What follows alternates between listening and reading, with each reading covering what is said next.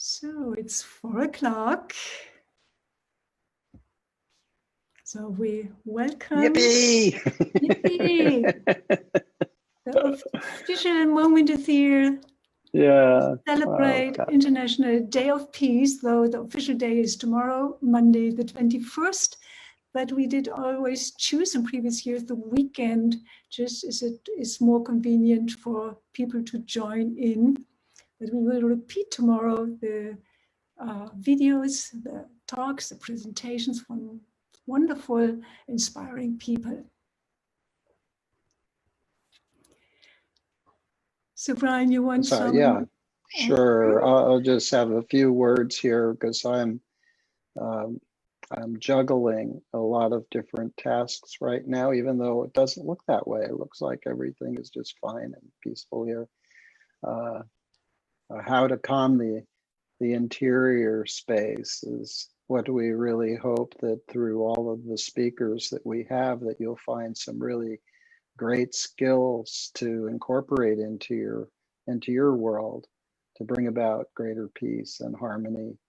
And as we're doing this live, we're beyond our Ojai International Day of Peace, which is really exciting.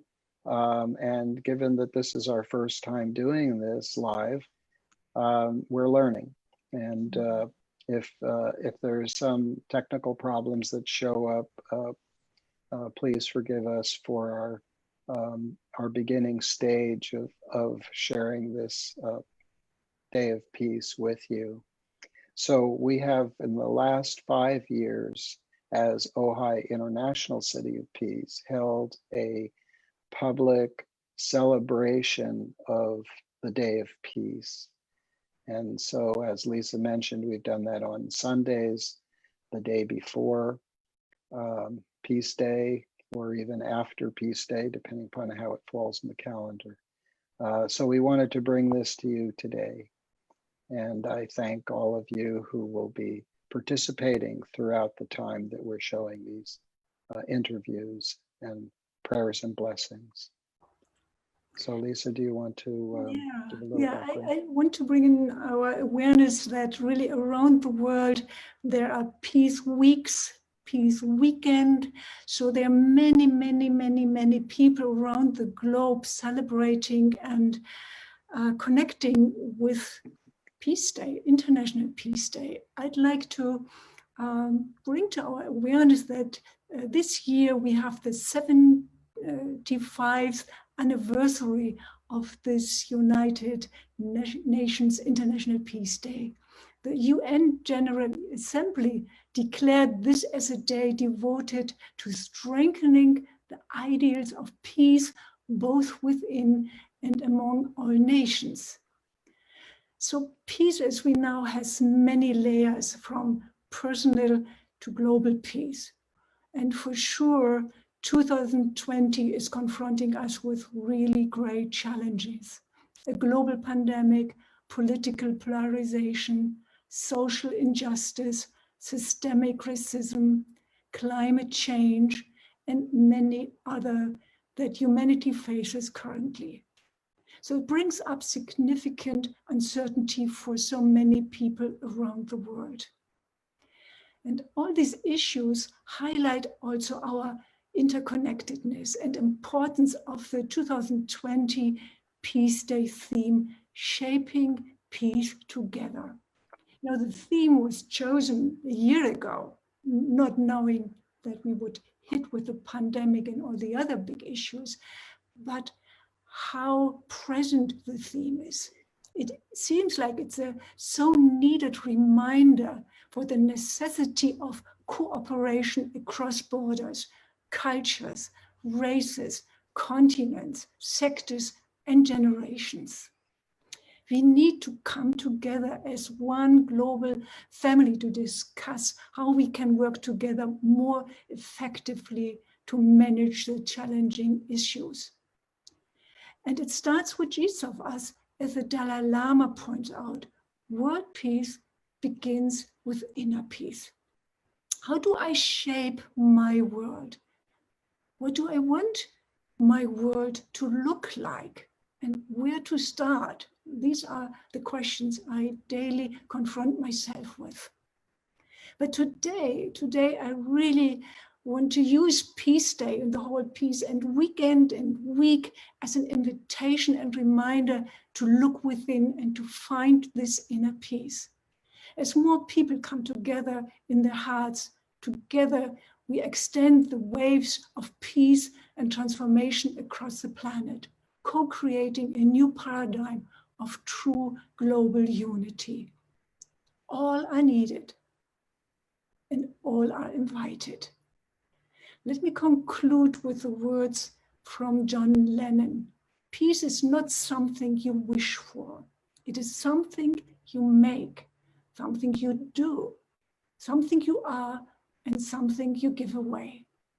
So welcome to the Ojai International Day of Peace 2020. Ryan and I will now guide you through a approximately 3-hour program with amazing, inspiring speakers and music we all recorded the last days. So join in and spread the peace.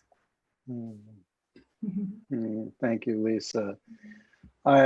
Brings tears to my eyes how touching it is to have a partner like you. Your words are really touching home. This is quite a time. No one's ever had an experience like we're living through right now.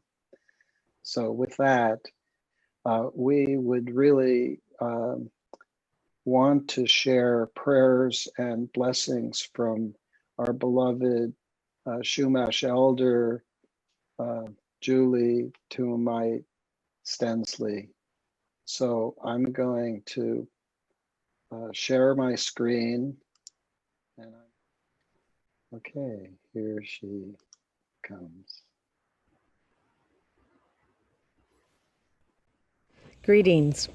My name is Julie Tumamait-Stenslie, and I am here to offer some words and some prayers for the Ojai Valley International Day of Peace. I'm honored to be asked and to represent our family, Native Chumash people here in the Ojai Valley. It is a very hard time that we are facing, and with so much that has happened this year, we give our deepest and sincerest prayers to those that have lost family members during this time, to all the elements that have happened, and to those inadvertent diseases and viruses that have come through, and in other forms of people that have passed on or that are on that cusp right now, whether it be just natural causes, accidents, murders that have happened in this horrible time that we are facing. The viruses that have come through, the fires, the floods, all those things that are telling us to wake up, that's telling us to come together. And as humans, we make these choices to go the other way in some cases. We are praying desperately for people to come back to the center, to come back to that place of forgiveness, for learning, for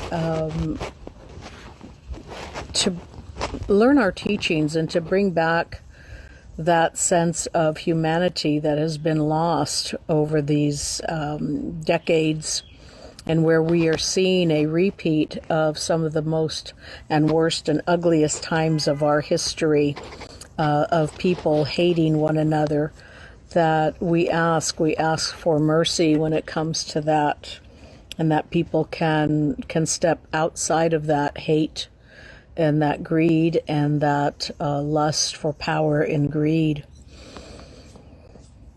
This time of Hutash is a place where we should be able to recognize this coming of the end of the year, to where I know people don't probably want to hear this, but a time to sit back and rest and reflect on so many things that we have to look back at and see what we can learn from all those things that have happened in this year, and what we can envision and see for a new year. And that we share some of our words from our ancient ones at this time of Hutash. Here, where we live, is Hutash. You know that each body has its place where the sense of feeling is. All mankind live in the sphere of Hutash. The sphere of Hutash is everything that contains the human race. And for the Indians, the sphere of Hutash is the land. All are born of the earth, and the sun revivifies all creatures. That is where the word love triumphs. Love is a basic motivation. From the abundance of the heart, the mouth speaks. Now we are going to approach this act. We shall all know that which happens and the significance of Hutash. You can never separate that which is born of your soul, your mind, and your emotions. Then you will be all powerful. Then you will be powerful in everything. And when we go back to the land, that has been our only real solace in this place, in this time of this pandemic, is that when people are finding the earth, finding the land, finding the water, it hasn't always been approached in a respectful way, and it upsets that balance as well. So we've had to make, again, barriers and barricades to protect our land, to protect our other beings that live out in the land. I want to share another prayer that has been spoken in our Ojai Church of the Wild. We've been going now for, I guess now we're on, for when I started, we're going to be on our third year. It's coming soon. But this is a call to prayer, that we look at outside ourselves again, and to look to where we've come and where we must go into our future, into this place. We stand as a people who have lost our sense, and our senses, our touch, our smell, our vision of who we are. We who frantically force and press all things without rest for body or spirit, hurting our earth and injuring ourselves. We call a halt. We want to rest. We need to rest and allow the earth to rest. We need to reflect and to rediscover that mystery that lives in us. This is the ground of every unique expression of life, the source of the fascination that calls all things to communion. We declare a Sabbath, even for these few hours, a space of quiet, for being and allowing, for recovering the great forgotten truth, for remembering how to live again. Aho, amen. There is so much that we need to go back to. We can start over. We can revisit our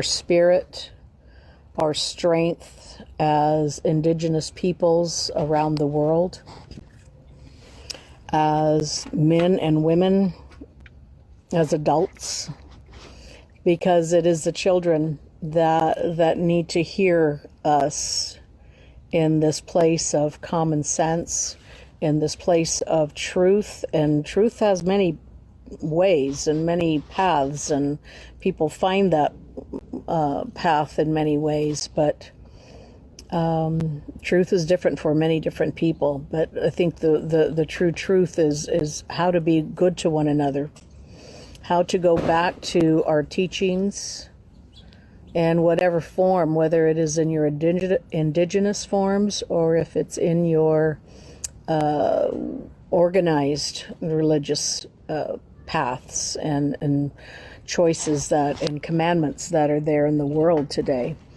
We call upon our ancestral strength, Creator, that we look to help our earth rejuvenate itself after all this devastation, that we help one another, our brothers and sisters that have suffered and have been displaced for so many different reasons, that we look to help our animal spirits and our animal people, our brothers and sisters out here in our native lands that are suffering, that are displaced, or their ashes now on the ground. It is such a sad and hard time that we are facing. Creator, let us be able to find that place of peace and joy.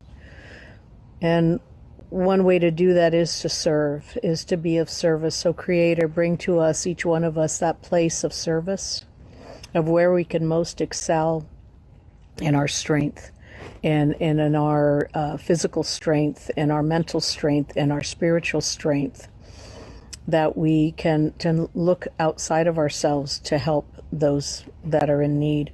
May we call upon the rains in a persistent yet gentle way to help put out these fires, and other places where the waters are excessive, that they recede and stop the floodings and the winds to subside, that forces the flames of the fires and the winds and the hurricanes, that we can see that balance of the earth come back, that we can start learning how to take care of our earth, and not look at other ways to explore our outer space.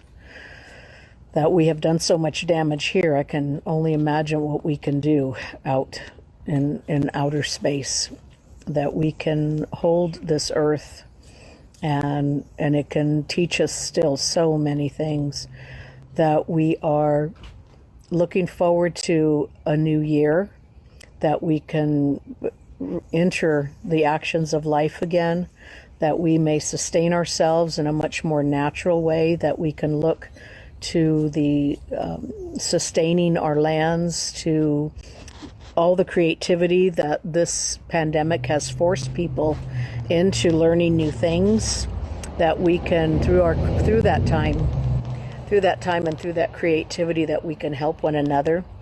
It's amazing what we can do when there's nothing else to do but rely on ourselves, that we are resilient. We pray for that peace, Creator. We pray for the strength and the courage, that this is not the first time these things have happened. So let's rely on our dream time to help us through. Let's rely on one another. Let's pray for one another. Let's treat each other as brothers and sisters and connected to all living beings. We pray for peace.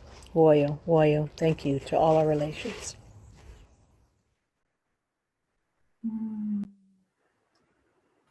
These are beautiful, wise words, Julie Tumamait. Thank you so much, like reminding us to be good to each other, helping each other, being in service, and staying in balance. And yeah, all these inspiring words also to call to our responsibility that we have to fix what we caused here to Mother Earth and in nature.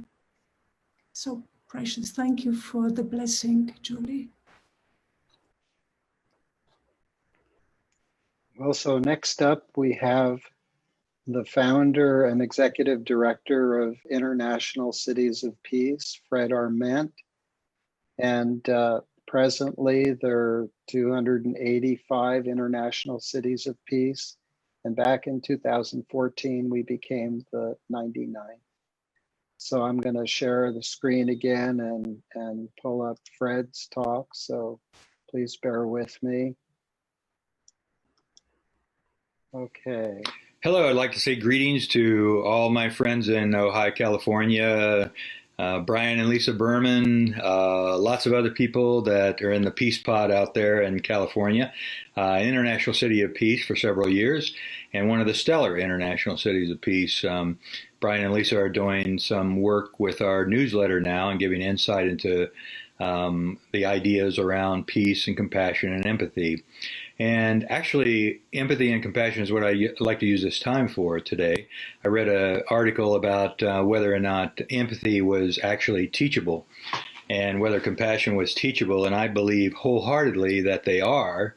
And it has to do with our ancient ethic, an ethic that's been with us for millennia. Whenever the first person that decided that another person was having trouble and decided to do something for them, that was the beginning of the Golden Rule, and that was many, many years ago, and possibly the first human being, maybe the second or third, but definitely in the beginning. So the Golden Rule provides for International Cities of Peace, the organization I'm associated with, a way for all of the different ways of thinking, all the religions, all the spiritual effects can get together and realize that at the core, they not only don't have a real conflict, but they have a lot of similarities. So the Golden Rule gives us the ability, even beyond the culture of peace tenets from UNESCO, to allow people to get together. And I have just a quick example. A friend of mine wanted me to come in and teach the Golden Rule at a children's center. So I said, okay. And I decided to go in, and I made up this game where there was a circle racetrack, and the children would have to find ways to talk about compassion and something that they've done in order to get them a little bit further, and so that they together would win the race. It's kind of a non-competitive game. So I got ready and went in, and I didn't really think much about it, but all of a sudden I realized there are 4 sets of kids, 4 to 6 year olds, 7 to 9, 10 to 14, and 15 to 17. And I had one game. So have a little compassion for me. That was a very interesting idea. So all these little kids, 4 to 6 year olds, come up very close to me, wondering, what I'm going to teach them today. And so I had this racetrack, and I said, what if a friend was thirsty? And a little girl immediately popped up and said, I'd give him a glass of water. And I said, great. So we moved a little thing closer. And pretty soon we were all the way around, and all the kids, screamed and yelled that they had succeeded in finding a compassionate way to win the race. So then the next group came in, the 6 to 9 year olds. And they were a little bit more sophisticated, and, they kind of kicked back a little bit. But basically, what if your mom was sad? And all of a sudden they say, well, bring her flowers, and then many, many others. And all that came very, very quickly. Kids are very compassionate. I'm not sure that all adults are compassionate, but they are teachable. So then the other groups came in, and it became more sophisticated, and they understood the idea, do for others what you would have them do for you. It's very simple. It's a very simple concept. That's why it gets demeaned in our society. It's very simple, but it's very, very profound, and it's highly teachable. And we've separated church from state, and so therefore we've sort of separated values from our school system. But the Golden Rule is a way to bring that back, and it's very, very highly teachable. So I want to communicate that we really need to take another look at the Golden Rule. It's very important to International Cities of Peace. We're going to achieve 300 International Cities of Peace by the end of this year. We're headed for 1,000 cities of peace, and you have empathy, the awareness of others, and compassion, looking at them as someone that you can relate to, and seeing their pain as something that you would also experience. And then compassionate action. If you feel it that you need to do it for you and for them, then you immediately take action, and that's where compassionate action comes in. And then the feeling of unity comes, and that's what we really need to achieve in order to achieve world peace. We need to see that sense of unity from empathy and compassion and compassionate action. So congratulations. As you commemorate International Day of Peace, think about how we can infuse the Golden Rule not only in society and the school system, but also in our hearts. Thank you. Have a good Peace Day.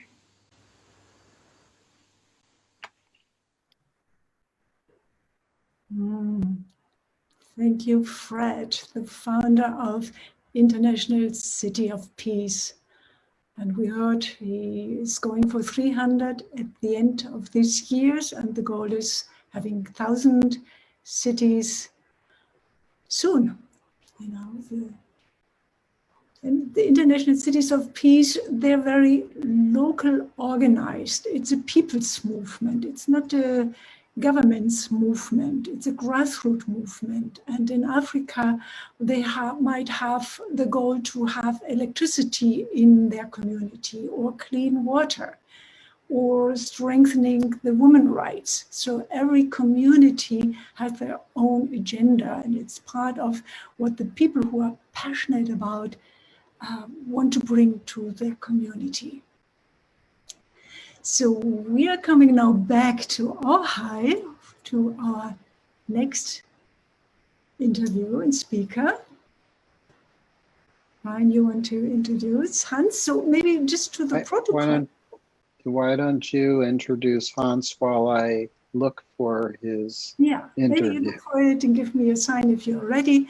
So we interviewed Dr. Hans Grün, and he's a local physician, long-term experienced physician.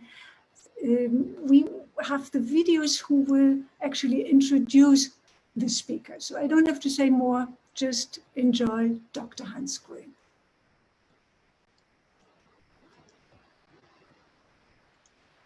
Okay, here he comes.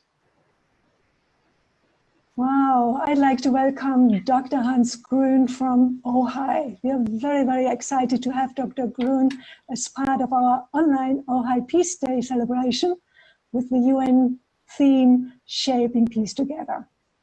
Dr. Hans is a holistic medical expert and a really great treasure in our community, and I experienced him in January of this year as he founded a weekend event, the first Ojai Health Intensive, with amazing multifaceted support for every participant.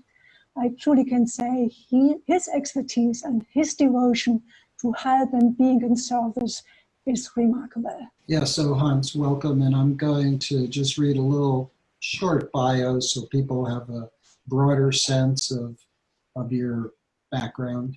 So Dr. Hans Grün has close to 40 years of experience in the medical field with an office in Los Angeles and Ojai. His professional experience in Europe and the United States puts him at the forefront of integrative and preventative medicine. His patient-centered functional medicine approach treats the whole person and sees the body as one integrated system, not just a collection of independent organs. Dr. Grün is also a well-known lecturer on alternative and mind-body medicine and authors a best-selling self-help audio series in German. Welcome, Hans. And the theme today, Shaping Peace Together. And what does this theme mean for you and your healing work? What gives you hope for the earth and the future generations? Right. Well, thank you, Lisa. Thank you, Brian. Shaping Peace Together. Well, it's us together, this togetherness. You know, I mean, me being German, I have an exquisite sensitivity of how not to do it, which means the othering, the exclusion, the emphasizing our differences, the difference between in-group and out-group, is the beginning of us potentially excluding people and the roots of violence and war. Especially then, you know, Nazis, when you then manage to make groups, the Jews, the homosexuals, the socialists, the communists, as subhuman, yeah? And then you can do damage without even having bad conscience. It's just incredible, you know, how that went. So it's all about, you know, peace starting with us as a relationship of inclusion. And this means ultimately, obviously on a personal psychological level, a expansion of our circle of compassion, let's say. How inclusive am I? Am I, in my psychological development, more on a tribal level, where it's all about me, potentially, or my tribe? Am I more on an ethno-oriented level, focused level, where it's all about my in-group, my church, my book, my holy book, my Bible, whatever it is?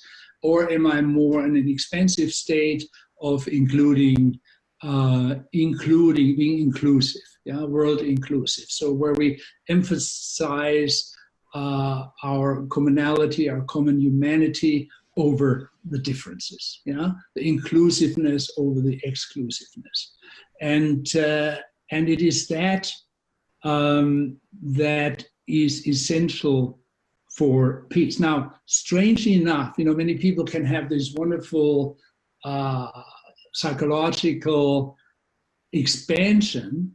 But strange enough, if it goes very close to the body and their own life, and that is to some extent even exemplified with COVID, there's a whole other relationship. So, and at the core of this question is, again, how do you define yourself? What do you define as in versus out? Yeah, what is me and what is strange, foreign, alien, out there?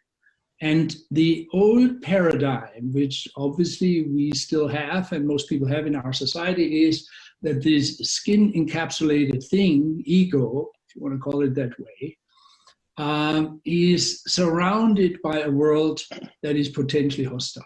Yeah? Nature is hostile.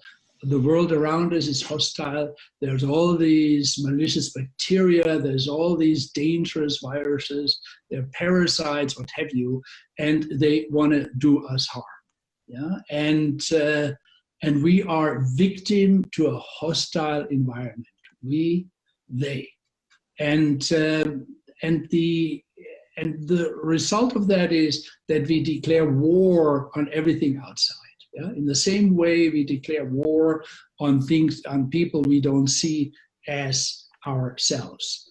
And that war in medicine is the predominant language. We have a militaristic medical language. Yeah, we kill bacteria, the war on cancer, the enemy, and then we're also proud about the powerful weapons of modern medicine. So always our language is a militaristic language where it's all about burning and killing and getting rid of that which is alien to us.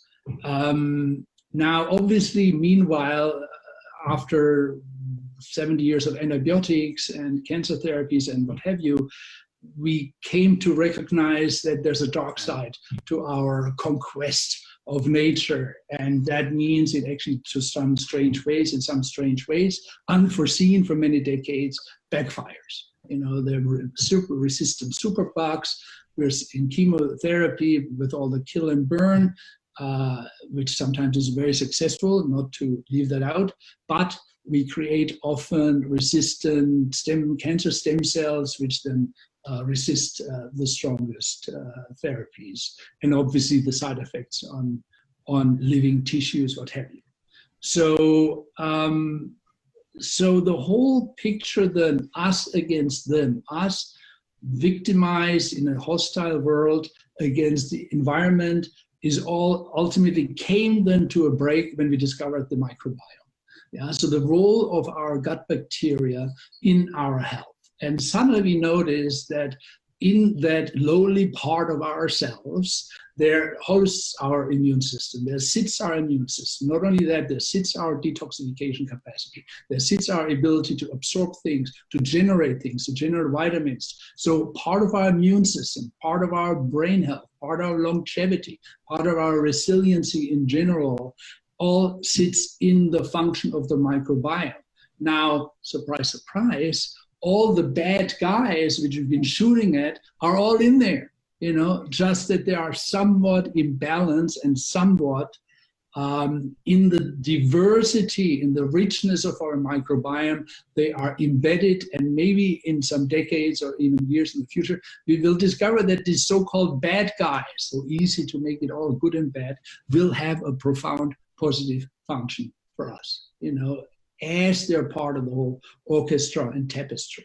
So that was the first thing. And then science showed us, you know, that these dreaded viruses are actually essential for us. They're updates, you know, they're updates that give us information about the environment and that are often embedded into our genes. Our DNA is 30% viral origin, you know, so the viruses are essential to our survival. As the basic principles. If viruses would have been hostile to us from the beginning, we would not have made it up the food chain. You know, they've been around from the very, very beginning. So this whole idea is just even now from a scientific perspective, falling down more and more. And then if you look at nature, there's symbiosis. Nature works together. And yes, there's parasitic symbiosis, or parasitic relationships, but they're in a minority. Mostly it's mutualistic. It's for mutual benefit. So that is our relationship to life, mutually beneficial. And even parasitic, parasites don't have an interest to kill you. Otherwise, they lose their food source and their host. So the whole life is organized in a supportive, mutually supportive fashion. So, and then the next step, the latest step now is that we discover that the vitality and the health of the food we eat, just like the microbiome now being us and not other. The food we eat is part of that equation too. It is also us and not other. And the food and the vitality and the health of that food profoundly influences our health, profoundly influences our longevity, profoundly influences our resistance to diseases and vitality. So you cannot separate anymore us against them. So us is actually that expanded thing. So pouring toxins onto our food, destroying our topsoil, and so on, we are destroying ourselves, just as we are destroying our microbiome with junk food and antibiotics and a very narrow and unhealthy diet. So it's all about balance and relationship to these things. That's the old idea in medicine of the terrain. It's more important than the aggressor, than the bug, than the germ. It's the terrain on which the germ falls and which means for us our resilience and our overall health and our living in balance with nature. That is us.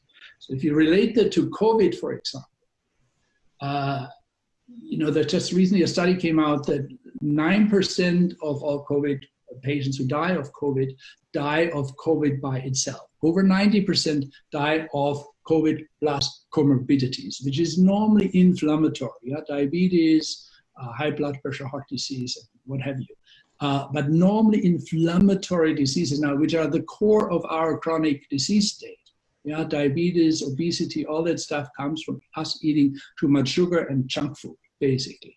And now, if you hear that, 90% comorbidities, and the virus is by far not as aggressive. If we would be resilient, you would assume that now everybody would go for changing their lifestyle, eating healthier and more greens, and sleeping more and exercising and just doing all these basic lifestyle things that make us resilient. But surprise, surprise, or not so surprise, junk food consumption goes up during COVID. The COVID obesity raises because everybody now is afraid, and fear, leads us to these old habitual behaviors.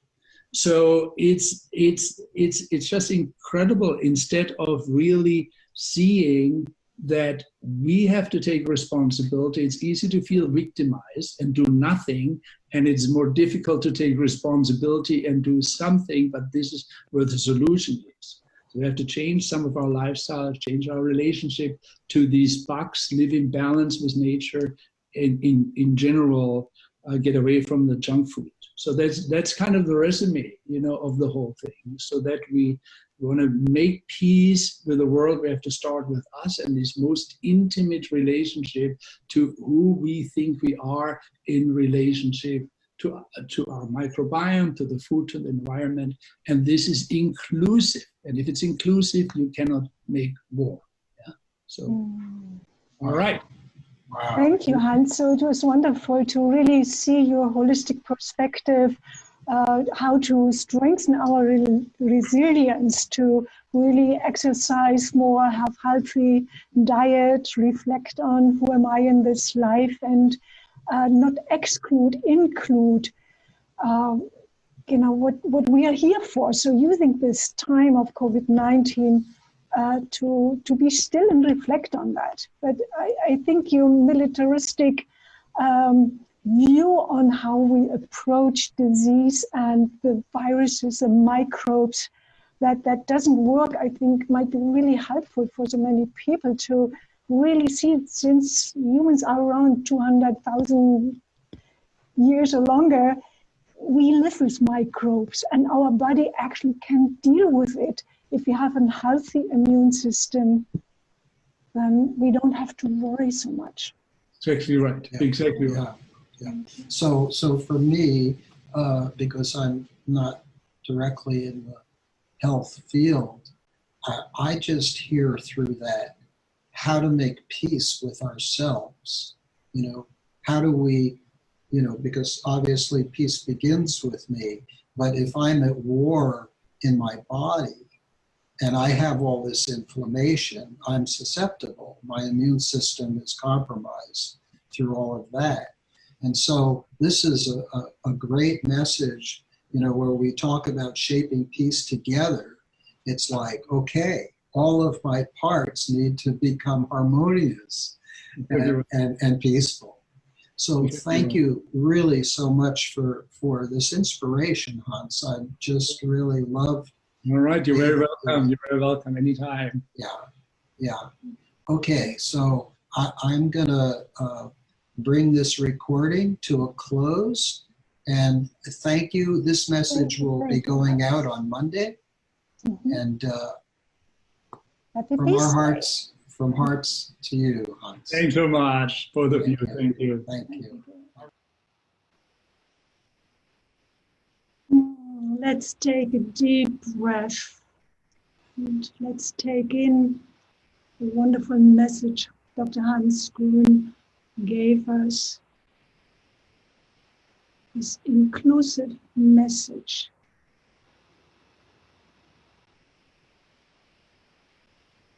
And just maybe be a moment still. We all invite you to be a moment still. Take some deep breath and let your senses be. See what you see, hear what you hear, feel what you feel. Just be aware of this moment with all the information we just got.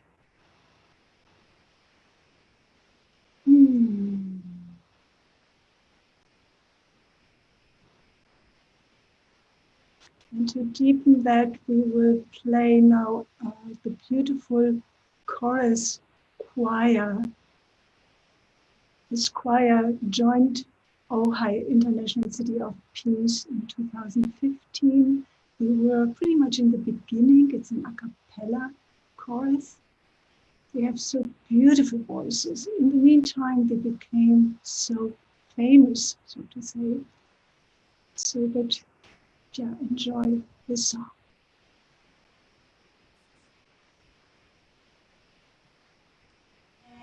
Pain, but we are beautiful energy. We got a gift, we got love, let it go. Let it go, let it go, let it go. Let it go, let it go, let it go. Every new note creates a beautiful memory. Time and space fall away like leaves. We may have pain, but we are beautiful energy. We got a gift, we got love, let it go. Let it go, let it go, let it go. Let it go, let it go, let it go. Let it go, let it go, let it go. Let it go, let it go, let it go.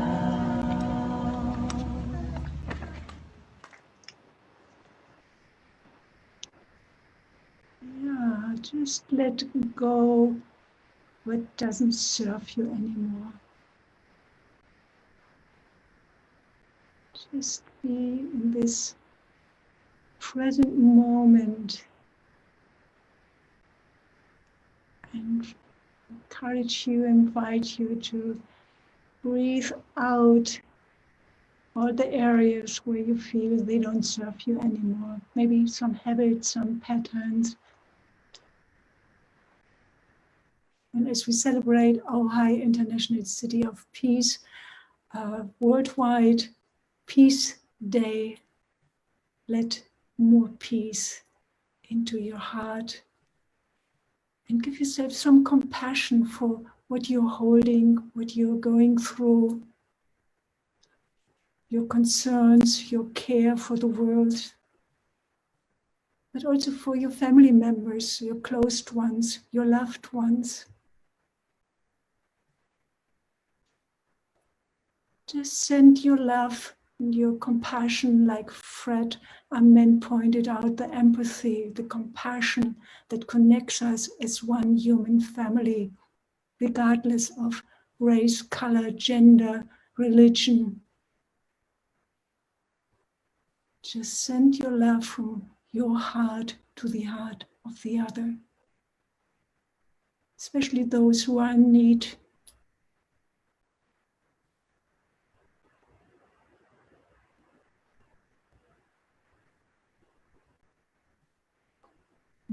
Beautiful. Thank you, Lisa. Thank you so much. So next up, I'm going to introduce you to Barbara Gaughen-Muller, just a phenomenal peace builder. And she's going to just share some very, very simple steps to peace. So I'm going to share the screen so that you can watch that interview with Barbara. So hold on a second while I pull it up.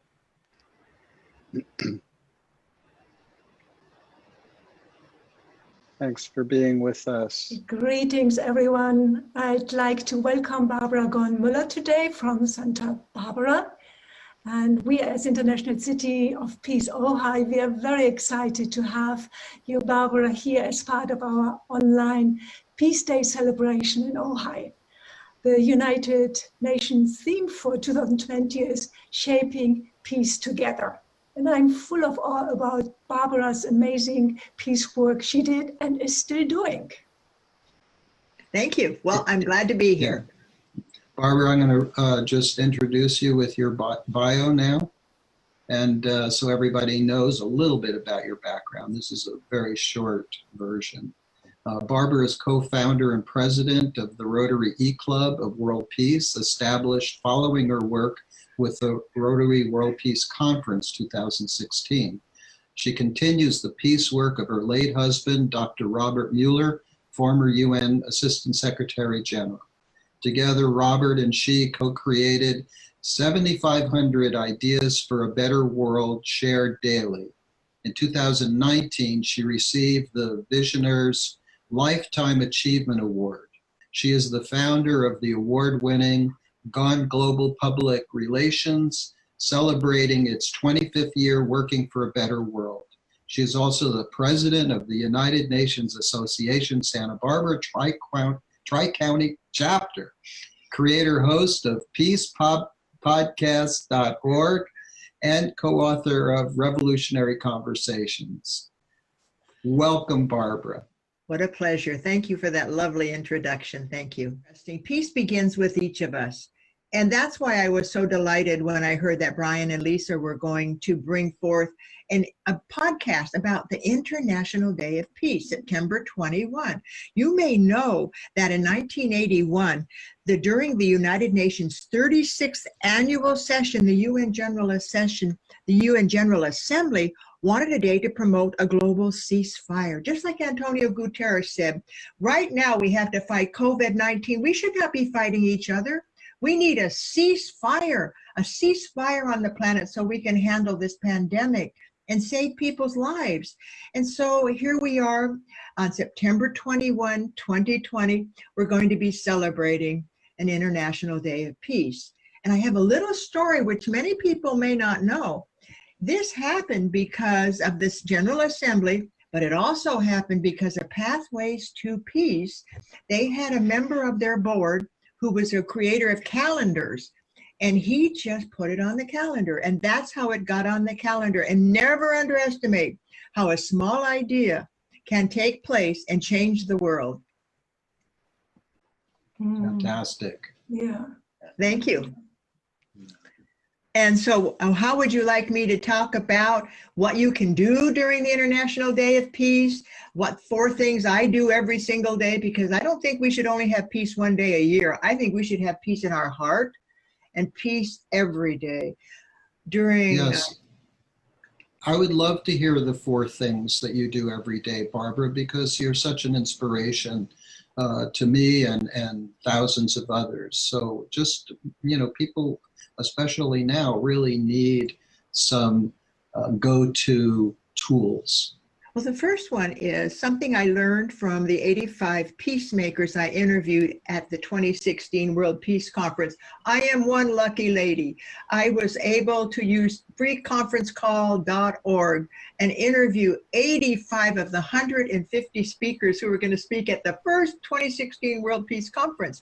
Well, I said to everyone that I interviewed on peacepodcast.org, I'm sorry, that's my podcast, on freeconferencecall.org, I said, what does peace mean to you? And they said, it begins with me and starts with the conversation. So my first step in bringing peace on this day and every day is to be present for the conversation, to come alongside, to use the tools in revolutionary conversation. And I always tell everybody, no matter what happens, do what you do in your car when you come to a stop sign. Stop. Why do you stop? You stop because you don't go forward until it's safe. The same way in conversation. Our first step in the revolutionary conversations is stop.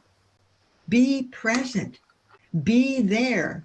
And the second one is I say, and then ask a question. I heard you say that peace isn't possible. What does that mean? And then you start the conversation, and that's how you become the peace maybe that person needs. You haven't walked in their shoes. You don't know what kind of peace problems they've been having, and you have to be the peace they may need. The other one, my second one, is I have a peace corner. It's a little plaque that says Peace Corner. I have them in every room. So I remember when I entered the room to have peace, to bring peace into the room. And when the children at the Montessori school asked me, what could I do for peace? I looked in the back of the room, and this was when my dear husband, Robert Mueller, was still alive. And I said, look in the back of the room. You have peace in the corner of the stadium here.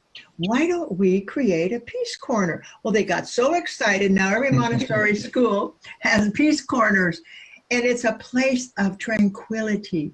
And they started to take them home, and now every home has a peace corner where you have a neutral zone. If your mother's yelling at you, I always tell these kids, that's where you go, and you can become the peace maybe your mother needs. Or if your mother needs to get away from you, she can sit in the peace corner. So these have become all sorts of models of in creating a peace corner. They have chairs, they have a globe, and I just have the peace corner in the kitchen and every room that I enter to remember that peace begins with me, and I can bring it into whatever situation I'm in. We may be the peace other people need. So those are 2 of my wonderful ideas that I practice every day. Barbara, the Montessori school here in Ojai has a peace pole and a circle of chairs around it. So just maybe you spark that idea for them. The peace pole is really fabulous. It's done by the Sadako Peace. It's a Sadako like Sadako. You know how she was the lady who said if she created 1,000 cranes, maybe she wouldn't die from the radiation that happened after the bomb hit Japan. And I think about her and the peace gardens all over the world. And the peace pole is the Gaughen Peace Foundation. They started that, and they're a permanent member of the United Nations United Nations itself, who is celebrating its 75th year this year. Yeah, it sounds really wonderful, Barbara, what you are saying. And I like that you inspire people to stop a moment and connect. You know, nowadays where everyone is wearing a mask and connection and conversation is much harder, but you encourage people to stop anyway and connect maybe through your eyes or, you know, however, and then this beautiful reminder about the peace corner. You can create everywhere a peace corner, you know, and like you started, peace starts within.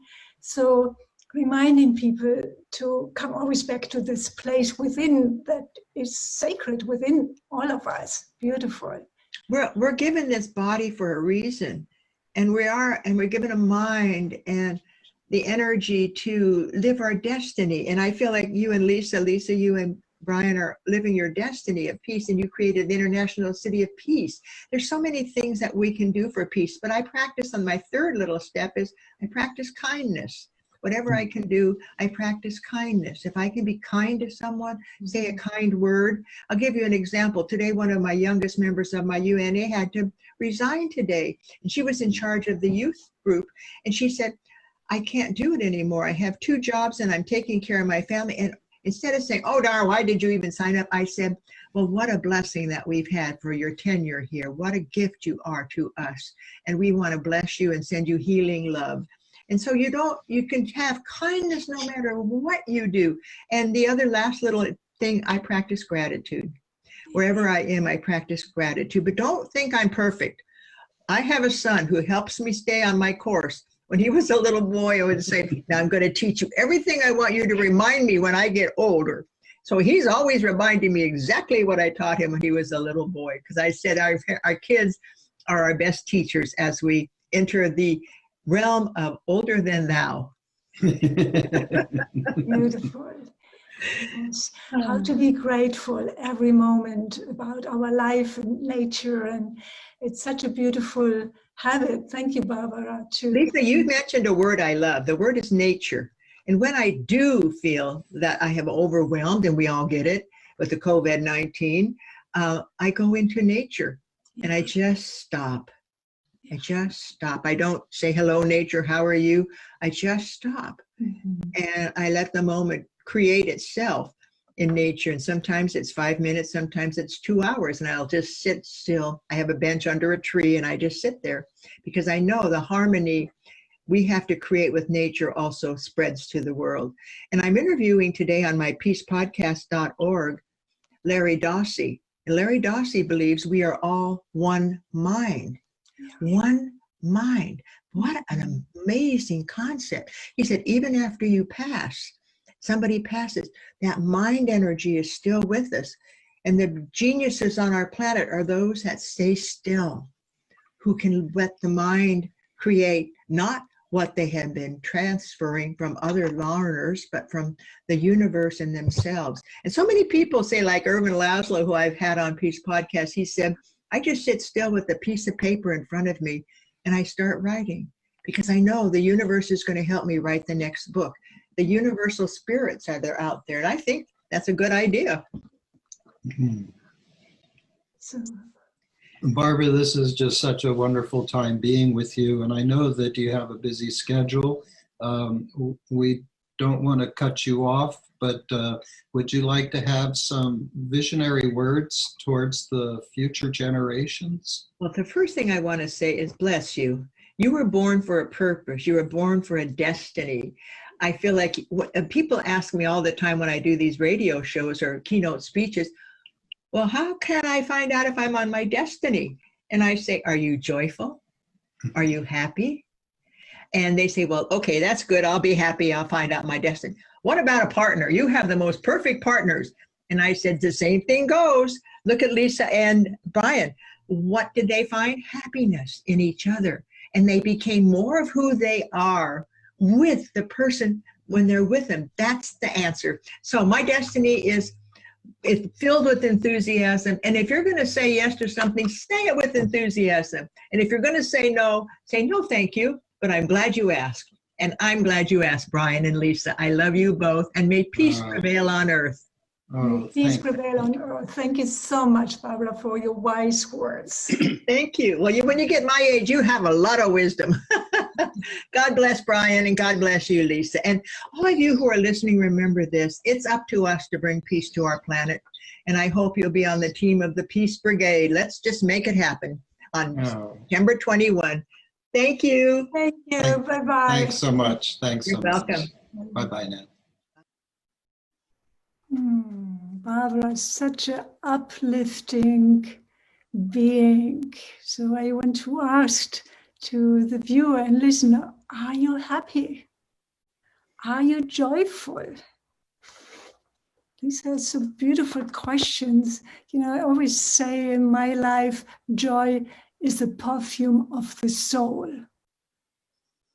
I think that's what Barbara is saying here. If we are really experiencing joy, something is aligned, something feels connected with our core. So I know these beautiful interviews are so rich and open up probably many questions and thoughts. So I invite you for another moment of a deep breath. Be kind to yourself. And as Barbara is such a uplifting person, Brian, do you want to introduce the next video? Yes, thank you. Thank you, Lisa. I'd firstly like to say that, you know, when we listen to Dr. Hans Gruen, just this idea of really making peace with my entire body, making peace with, like when I do my meditation work, it's like I want every single cell in my body to be happy and well. Every single cell, happy and well. And this peace is really what delivers that. And I really feel like Barbara echoed that to us in her talk. Now, in the introduction to what's coming up next, 2 years ago, Lisa and I decided to award an individual with our Awakening Peace Award.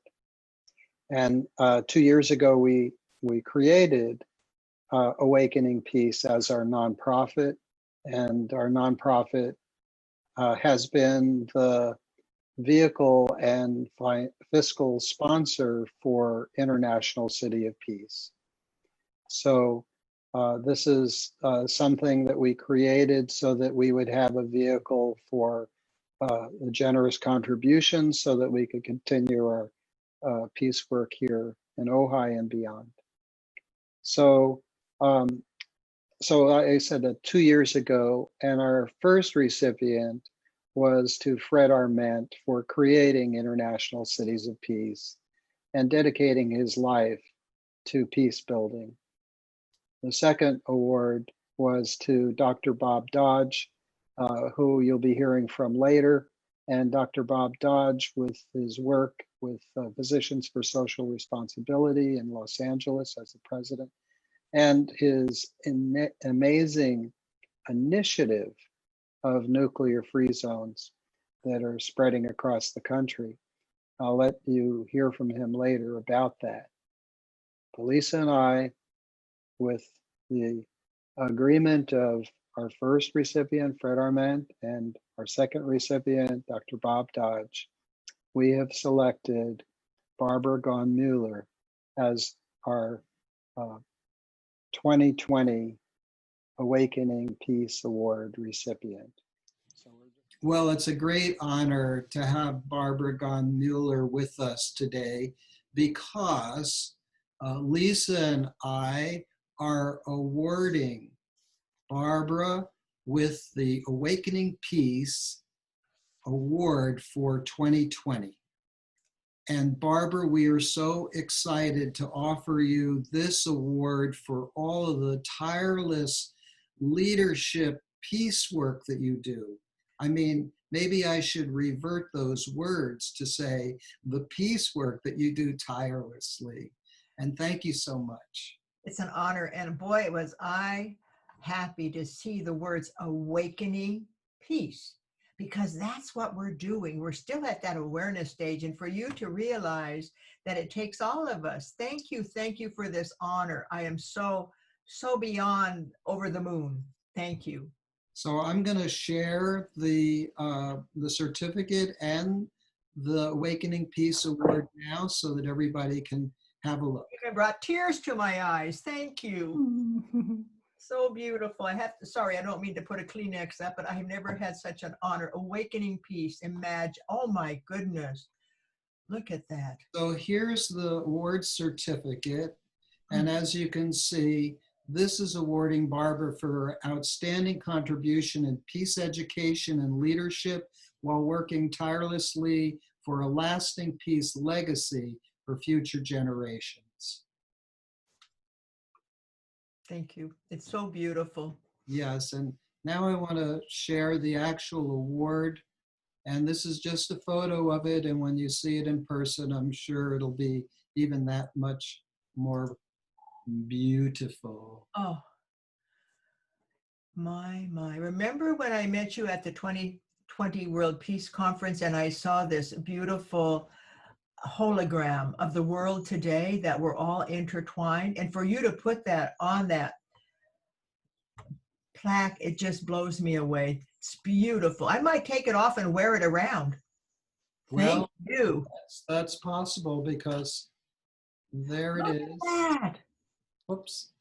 I can see it. It's a magnet. Yeah, I created a magnetic holder here. It's just beautiful.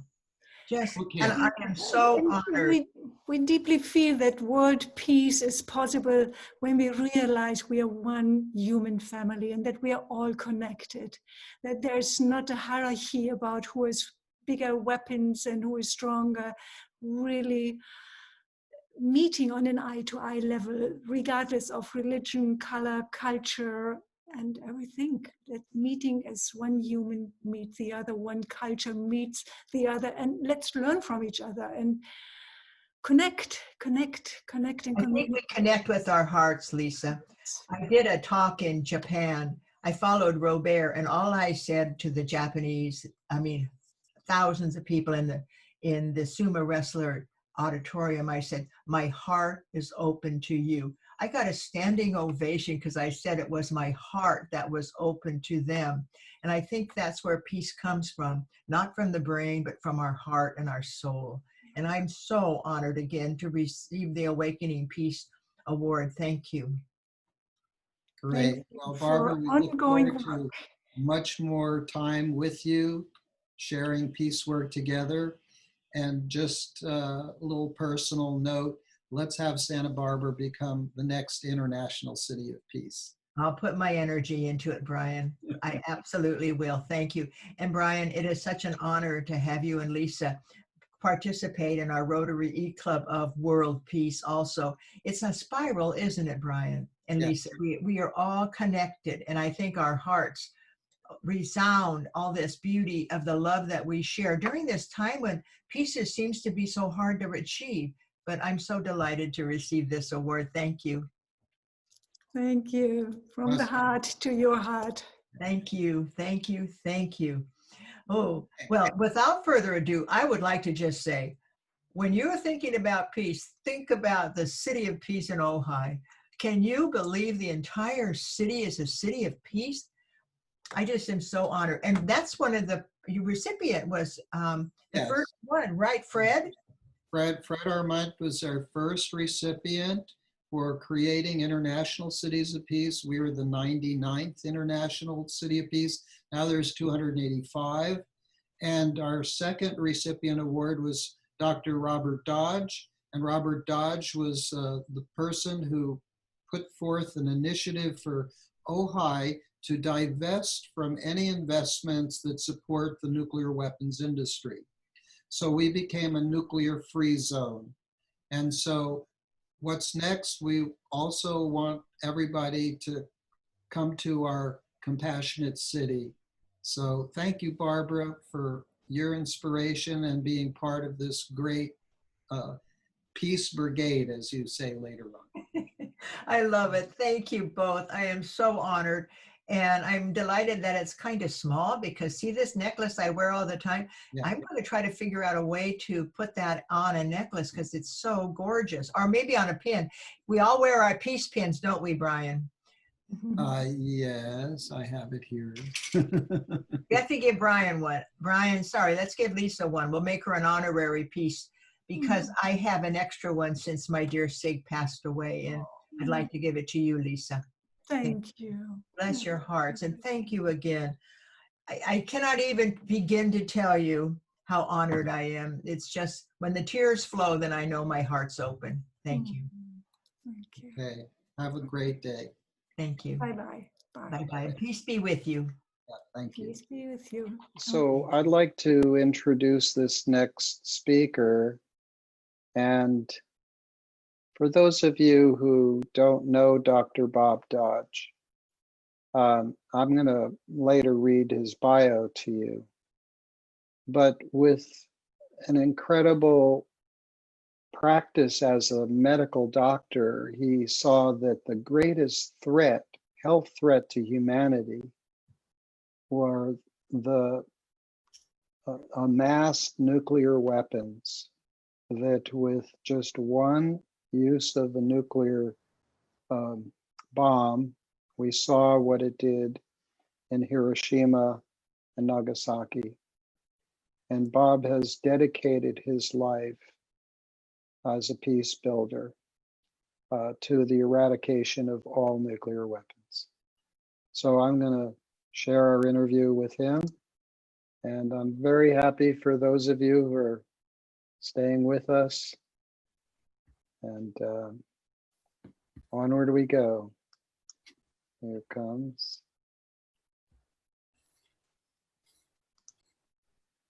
Thank you all. So welcome, Dr. Bob Dodge. Thank you for being with us on the Ojai Day of Peace 2020 with the UN theme of Shaping Peace Together. For me, Dr. Bob is a warrior of the heart. He cares, he takes action. He's a front runner in transforming the world to the better, far beyond Ojai and California. So a warm welcome, Dr. Bob. Thank you, Bob. I'm going to just read your bio so everyone has a little broader sense. Dr. Dodge is a family practice physician in Ventura, California, with more than 30 years of experience in disarmament advocacy.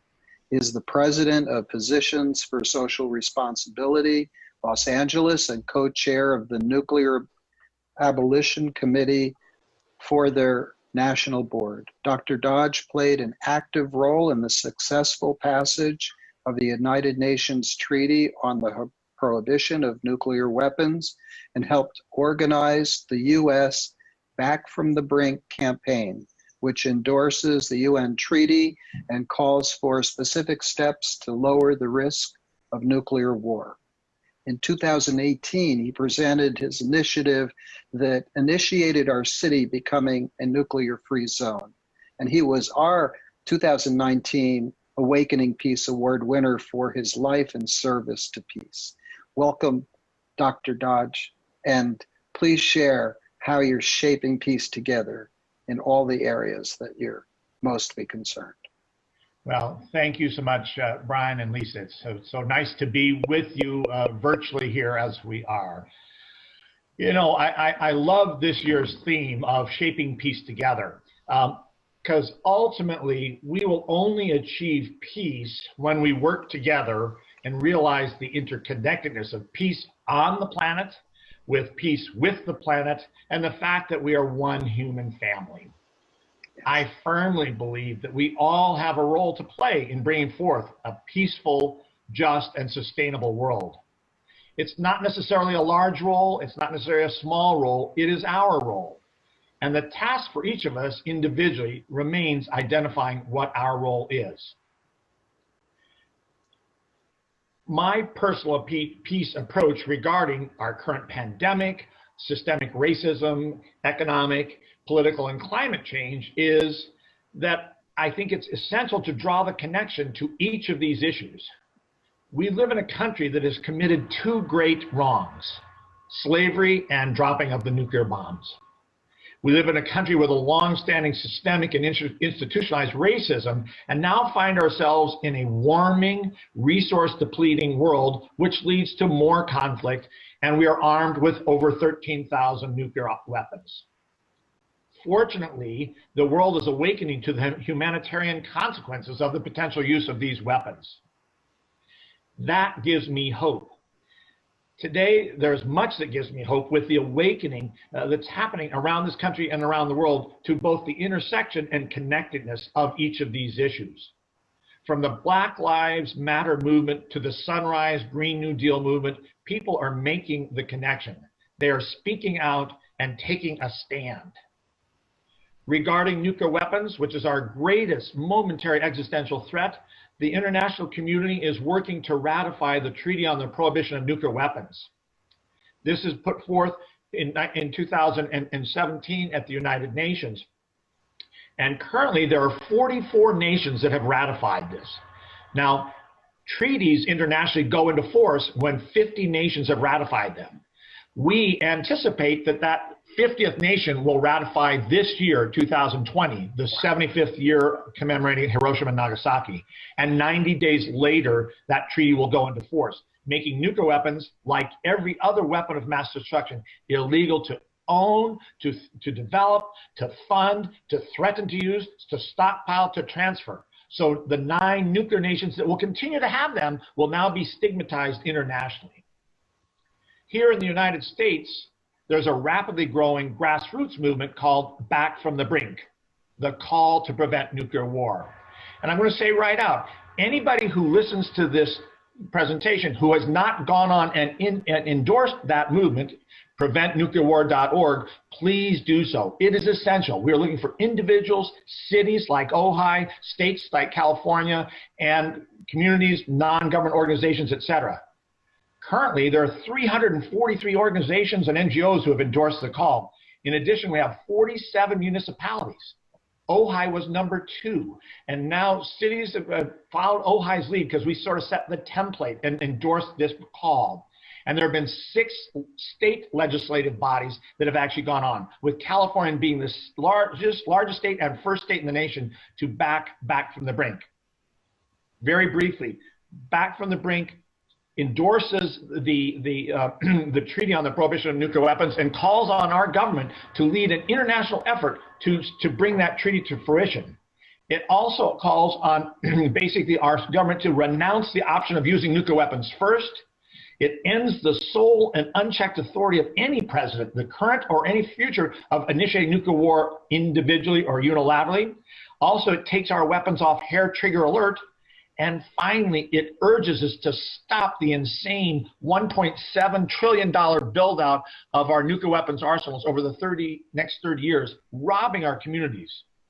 So this has been the largest nuclear abolition movement in the United States since the freeze movement, so many of us are aware of, from the 1980s. I encourage anyone who has not endorsed the campaign to do so. It gives me great hope to see the communities come together and recognizing the connection between social justice, environmental justice, and peace. And ultimately, when the people lead, the leaders will follow. I will say one question that had come up about nuclear free zones. We are a nuclear free zone in Ojai, which is wonderful. And that doesn't mean we're not going to house nuclear weapons, we're going to not build nuclear weapons. That's obvious. Ojai is not a place we're building or stockpiling or installing them. It is a statement of intent, it is a statement of understanding to the rest of the world that we do not support the effort to build and threaten nuclear weapons. It is an effort to say we do not want our city, our municipality, our retirement funds to be invested in companies and organizations that actually build, fund, and develop nuclear weapons. So it's a major statement for the rest of the world to see. And I'm so proud to be with you all and in Ojai, which is really leading a national and international effort. Thank you. Wow. So Bob, we'll post the website address for Back from the Brink. Yeah. And any other addresses that you would like to That's fantastic. Yeah. send So it. that's the main one again is because that's what we're really focusing on in this country. Okay. And it's interesting, just because you guys always know the International Day of Peace, September 21st, and then I think it's September 25th is the International Day for the complete elimination of nuclear weapons, complete abolition. So they fall within 5 days of each other. It's very interesting because I am working with the international organization, and there are many countries that lined up and want to be that 50th nation, and we're actually saying, cool it, slow down. This is interesting. We actually don't want it to happen on September 25th because what would happen is it will go into effect on Christmas Day. And we think for years to come, that's going to lose. So we actually are encouraging, we can't control the other countries, and we love the fact that they're enthusiastic and they're ready to do, but we really want it to actually go into effect about a week later. We'd like to go in the early part of the year to celebrate the new year with the final treaty passage and final treaty going into force. So it's kind of an exciting time, but we're kind of like, hold off. Yeah. But it will happen soon, which is, it's tremendous. So yeah, it's very exciting. Very exciting. Yeah. Who would think that 2020, which has been so horrific, I know, all across the world, would have something so hopeful for the future of humanity. Yeah. And it's interesting, having interviewed and met with the Habakasha, the survivors. It's just it's so heartwarming to them after all these years, 75 years, to finally in their lifetime to hopefully see this treaty pass. So it's there's a lot to be hopeful for. Again, and as they say, when the people speak, the leaders will follow and things like that. So yeah. I like and appreciate this statement. Like, we're the people, and you empower people to have a stand, and then the environmental and social and the political energies will follow that. Yeah. So, yeah. And that is peace, shaping peace together for this year. Yes. Yeah. Wonderful. Thank you, Bob, for your great So, Dr. Bob, many thanks. And anything else you'd like to drop into the peace pot here? No, I think that's great. I say again, it's so interesting because, and this really this year for me was very interesting because I've spoken out on this for the better part of 40 years, but in the last decade was so much awareness of climate change and the like. I mean, I don't give a speech that I don't say, make the connection. And this year, I didn't mention in my comments, but between Black Lives Matter, COVID, climate change, the disastrous climate of the world, it is all connected, and people are awakening to that. So that does give me hope. So, yeah. Brian and I and International Cities of Peace are really promoting that when we realize we are one human family, like this awakening as one human family, regardless of race, color, culture, gender, then there becomes something will change something. Yep. That's what I always say. It's all connected. We're one human family on this planet. So, yep. Thank you. All right. Thanks. Thank you, guys. Bob. Take care. All right. We'll be in touch. All right. Bye-bye. Bye-bye now. Dr. Bob Dutch, another inspiring Ojai member of the community. How are you holding up, Brian, with all the... I'm just so appreciative that we have such amazing people in our lives, and so happy that we could share it with those on Facebook. And what we're going to do tomorrow on Peace Day is we'll begin posting these individual talks by themselves. So if you want to share them or come back and listen to them, you'll be able to. And so that's part of this little project of ours, which we envisioned a long time ago, but based upon COVID, there was really a sense of holding anything that we could do, because obviously through the year, we've just been, we still have on the calendar in Libby Park, we have our name on today. but obviously it's not allowed. So we pulled this together, and we hope those of you, I know that our numbers are moving in. People are coming on and coming off, and so we understand. But we're gonna have more for you as we go forward. And so I'm gonna introduce our next speaker, Arthur Kanegis. And Arthur is the film producer of a movie that inspired Lisa so much. It's called The World Is My Country. And Gary Davis created these world passports. And can you imagine if we didn't identify with our specific country as our home? Yes, we live here, but isn't planet Earth our home? Isn't the world our country? Anyway, so I'm gonna cue up his video here, and there's more to come. I'd like to welcome Arthur Kanegis. Thank you, Arthur, for being with us on this year's Day of Peace, organized here in Ojai from International Cities of Peace. And the UN theme this year is Shaping Peace Together. And I think you're just so inspiring and such an amazing peace builder that we thought we would like to hear your voice here. But I learned first about you when I saw the documentary, The World Is My Country, about Gary Davis. And I have to say, actually, when I was in the 1980s in Berlin, I heard the first time the world is my country, and by the famous violinist Yehudi Menuhin. He announced and said, I am a world citizen. I was young and I thought, yes, that's me.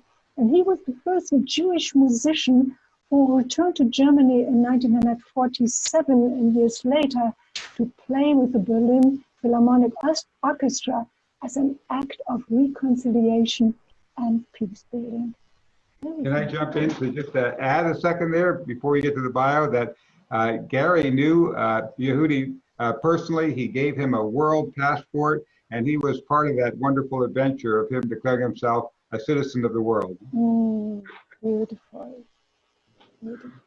Okay, so I'm gonna read Arthur's bio so everyone has a real sense of some of the depth of the work that he's done for peace. So, as you heard, he produced The World Is My Country about the amazing adventures of world citizen #1, Gary Davis, who I happened to meet in the mid-90s. So we're all connected here. He hosts the People-Powered Plant podcast and founded Future Wave, Inc., a nonprofit organization dedicated to shifting our culture of violence to a culture of peace. He's also the producer of War Without Winners, narrated by Paul Newman and filmed by Haskell Wexler, and produced a Paul Newman PSA that ran after the 1983 ABC TV special, The Day After. He was also a researcher on The Day After, providing the crew with nuclear war bomb damage effects, different distances from the epicenter, so the production crew could accurately design the sets. 100 million Americans watched it, and over 200 million in the Soviet Union. Ronald Reagan credits it with convincing him that nuclear war was unwinnable, leading to his negotiating and signing arms limitation agreements with the Soviet Union. So now here he is, radio host, podcaster, journalist, visionary writer and filmmaker, Arthur Kanegis. Welcome, Arthur. Well, thank you. I love being here in Ojai. Yeah, thank you. What gives you hope for the future generations in all life? Let's start off there. Well, that is a crucially important question. Just last night, I was talking to my daughter in Washington, D.C., and oh my God, she is so torn up with, you know, the rise of totalitarianism looming ahead with her. You know, we have grandkids. I have grandkids, you know, 10 and 9 years old, and as a mother, she's heartbroken. She's working hard with the American Friends Service Committee to try to turn things around, but sometimes it seems like hopeless, like it's a deluge, a cascading of crises that seem like they're out of control. So how do I find hope in the midst of that? And that is that there's a key thing that happens. Change happens, shifts happen at major transformational points in history when we're facing major crises. And in many ways, these crises are the instigation of the metamorphosis into a whole new possibility. And the key thing I think that drives that is vision. Without vision, the people perish. Now, so many of us have learned in our own lives that, you know, if we can meditate and visualize what we want, we're more likely to get there. And yet, as a society, what do? We keep visualizing doom and gloom. We visualize, you know, the end of the world. We visualize movies about all the violence and disruption, and we plant that into our subconsciouses. I think that the thing we need to turn it around is to spark a vision, and that's the kind of thing Gary Davis did. He had a vision that if we lift our sights up to being citizens of the world, all these insurmountable problems become eminently solvable. So that's why we have these People-Powered Planet podcasts, where each week we have these really exciting visionaries talking about how we build the world we choose. We just had Sushiant, who was one of the winners of the Global Challenge Foundation $1.8 million prize for better ideas on how to run our world. And he has this whole proposal how interacting with the internet, we can build a bottom-up people-powered democracy, not with guns and bombs to enforce things, but with we the people using our purchasing power, our moral power, our power as people coming together, really, because we are the superpower. We the people are the superpower, but we don't recognize it because we're locked in these little boxes called nation states that divide up our one planet. And so, you know, the corporations are acting globally, and we're stuck in those boxes.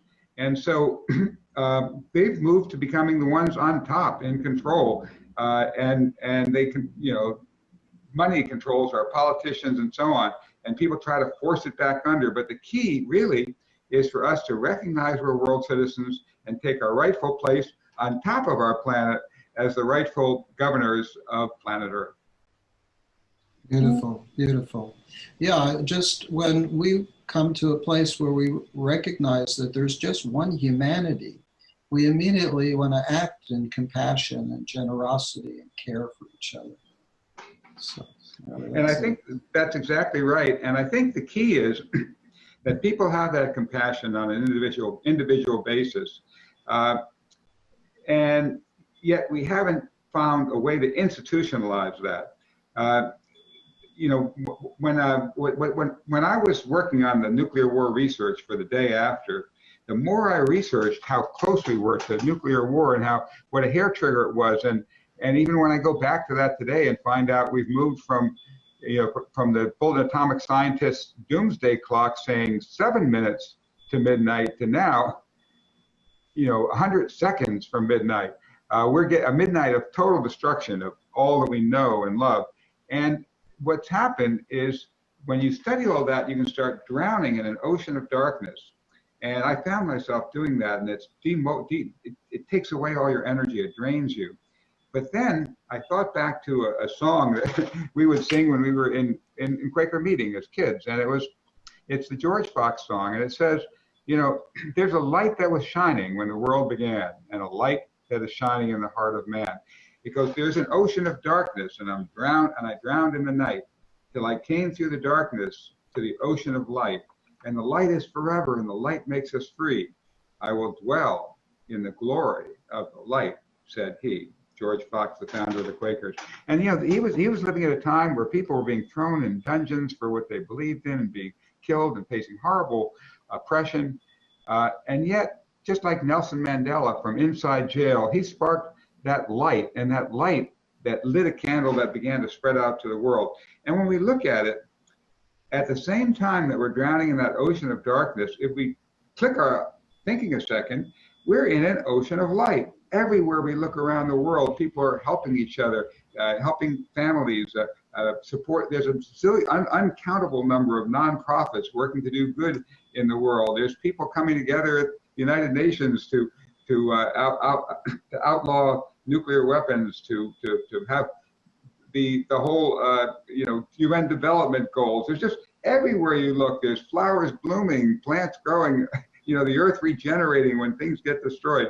And I realized that we can dwell in that ocean of darkness and drown, or dwell in that ocean of light and create that hope and that vision that will actually propel us into the people-powered planet.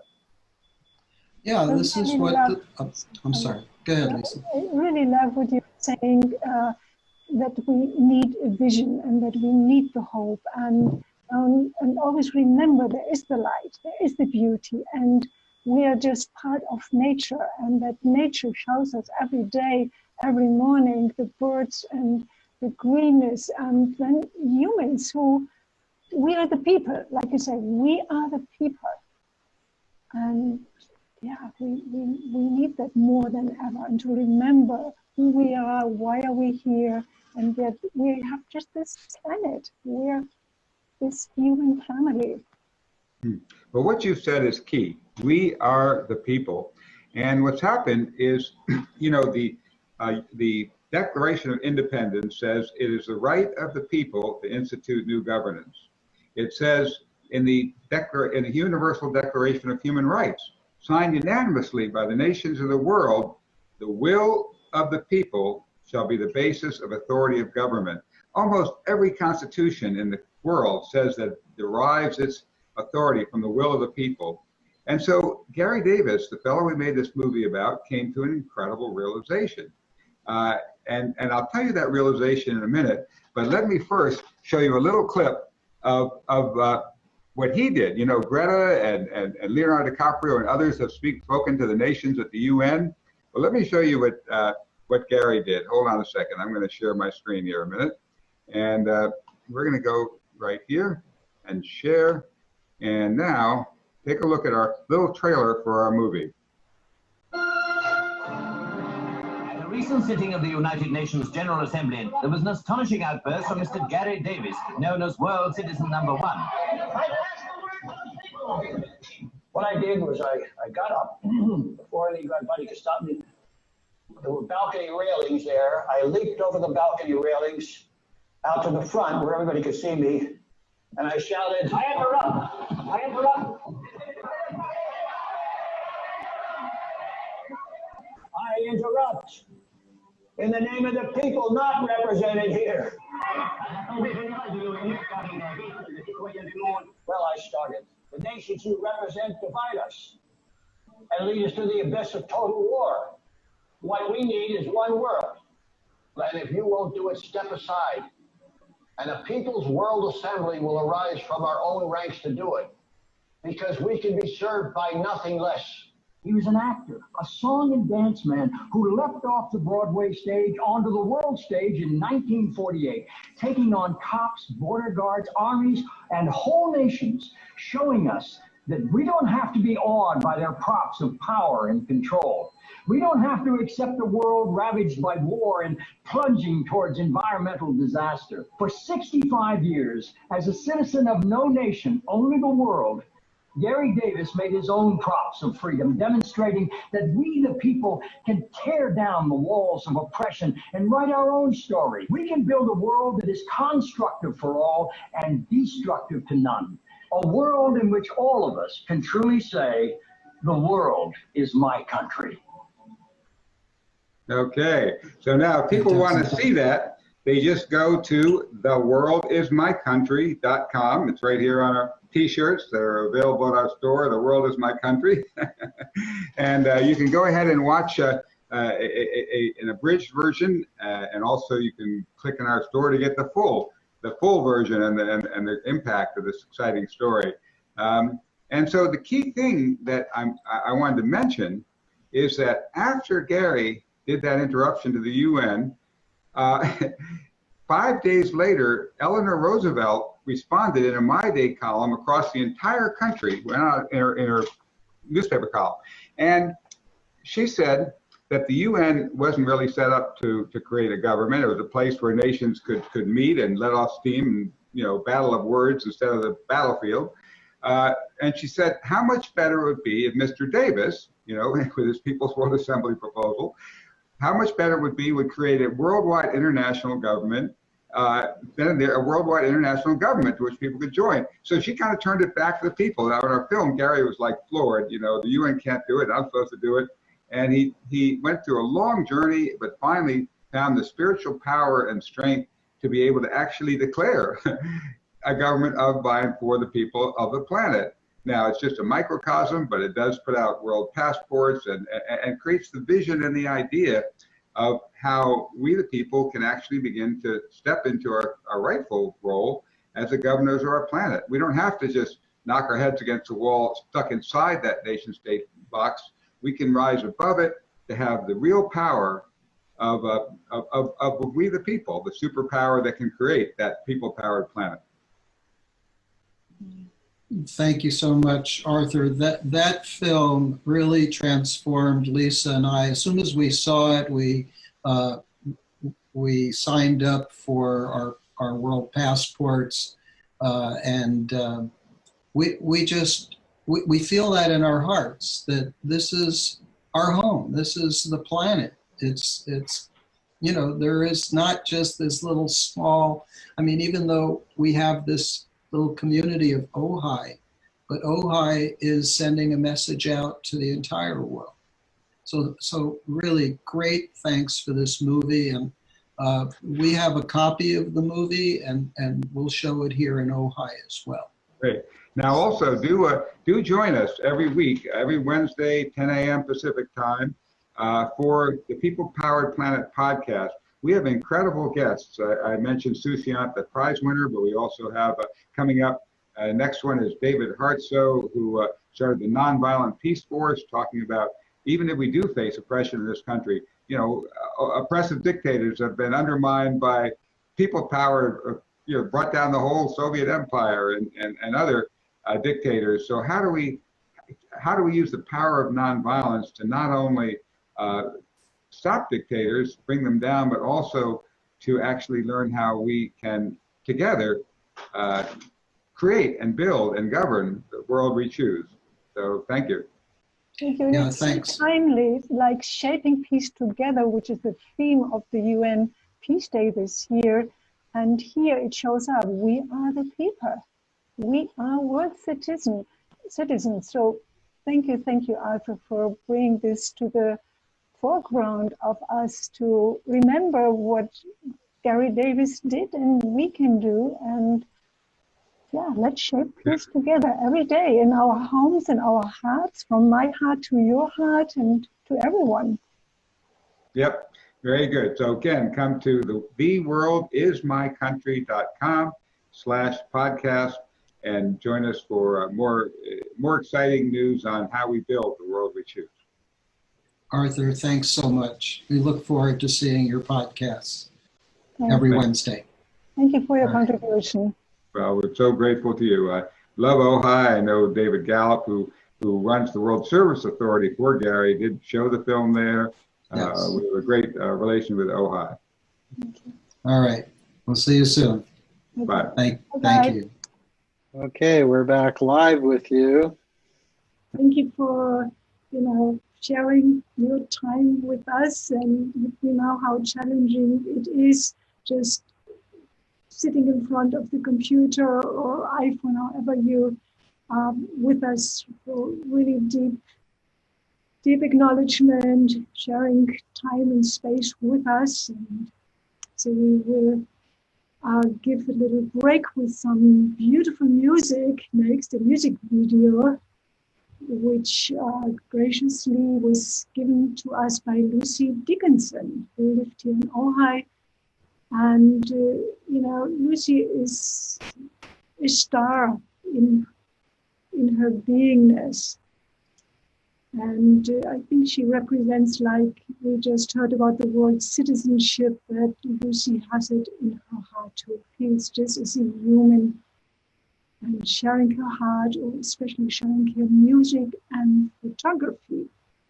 So when she was, you could say, under the influence of the wildfires and smoke and all the present challenges of COVID-19, she at one point she said she covered herself and created out of the moment to comfort herself this piece of her photography and her piano playing to, just asking herself what could comfort me in this moment, what could nourish my soul. And so we thought how beautiful, and she gave permission to share that with you right now.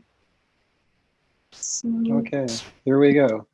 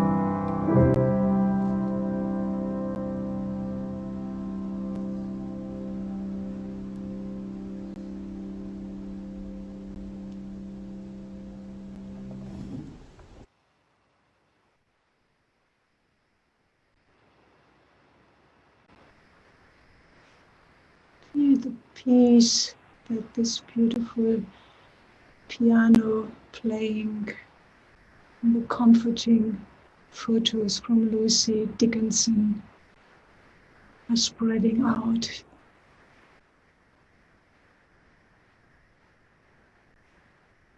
I'd like to invite you one moment again to just be still for a second and feel your body from the top of your head to the toes and fingertip. Maybe you want to shake your body, do some steps.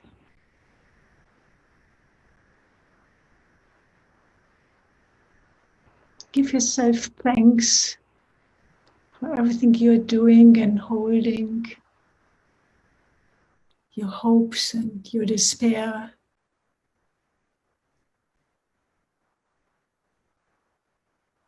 Your light and your shadow. Acknowledging the human journey we are all in, sharing our humanness. This moment, connected in this visual cyberspace,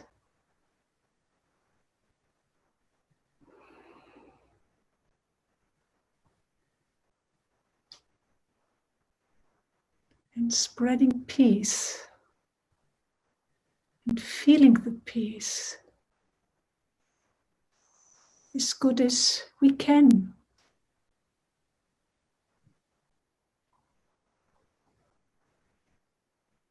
And holding us with all the other emotions and feelings.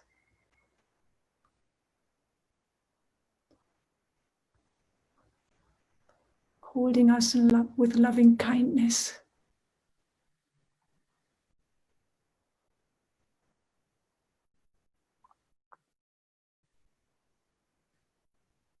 Thank yourself. Thank you, Lisa. I think that the greatest challenge that we're faced with is this feeling of separation. And, you know, whether it's that we're behind a mask or that we're staying at home, we can't go to work.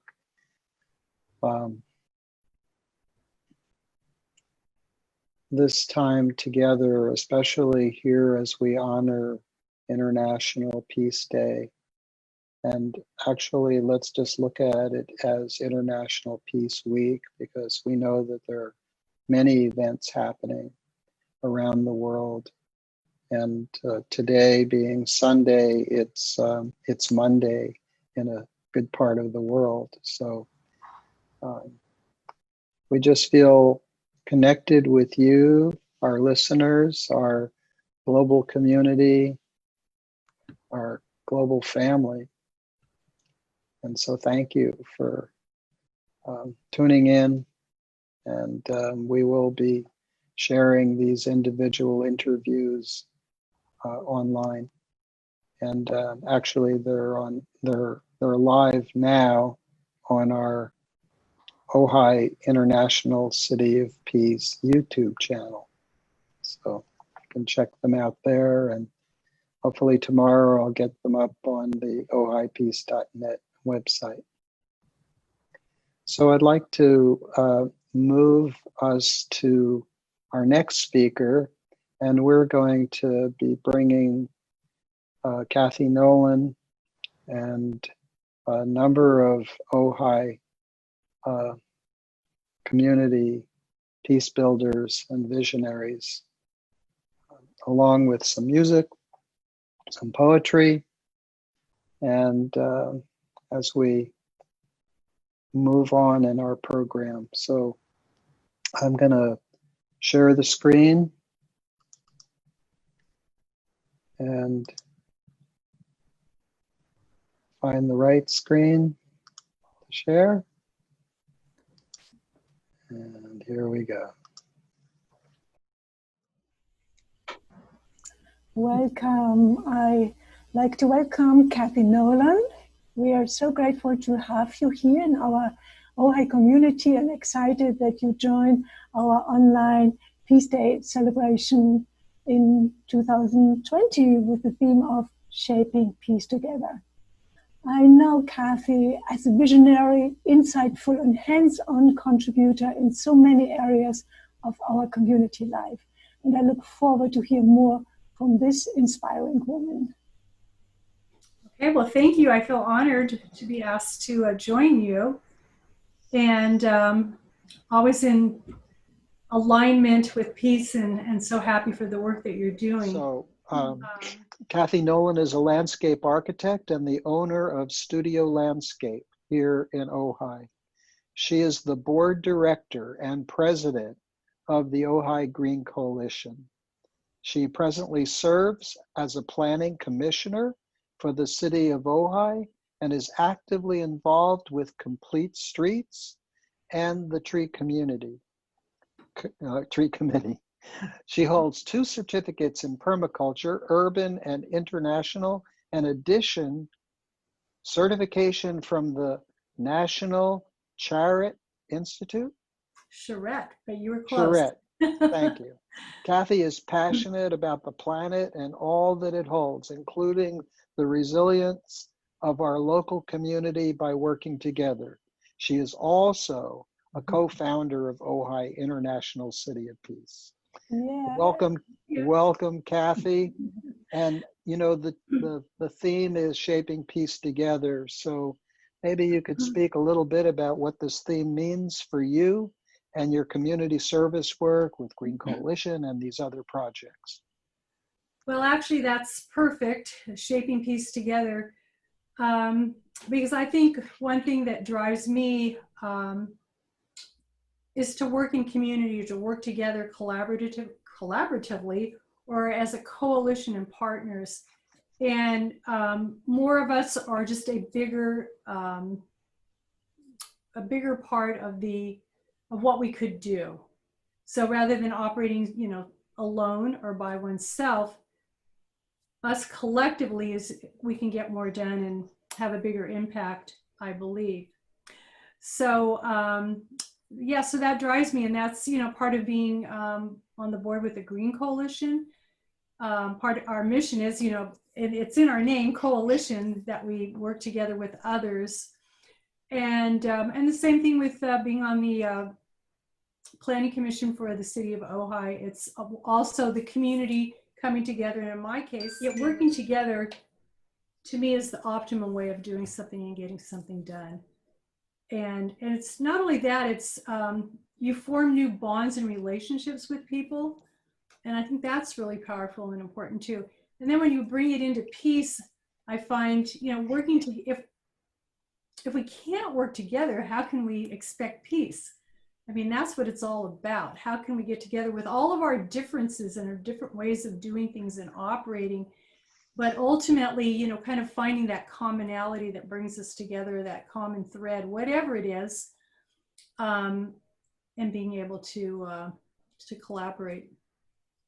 So this shaping peace together seems to be your day-to-day work and the high value you stand for, really working together. Right. You know what, excuse me, another thing that I thought of too was, this has crossed my mind, and it's been in numerous conversations that I've had with others in the community. You know, the question sometimes comes up about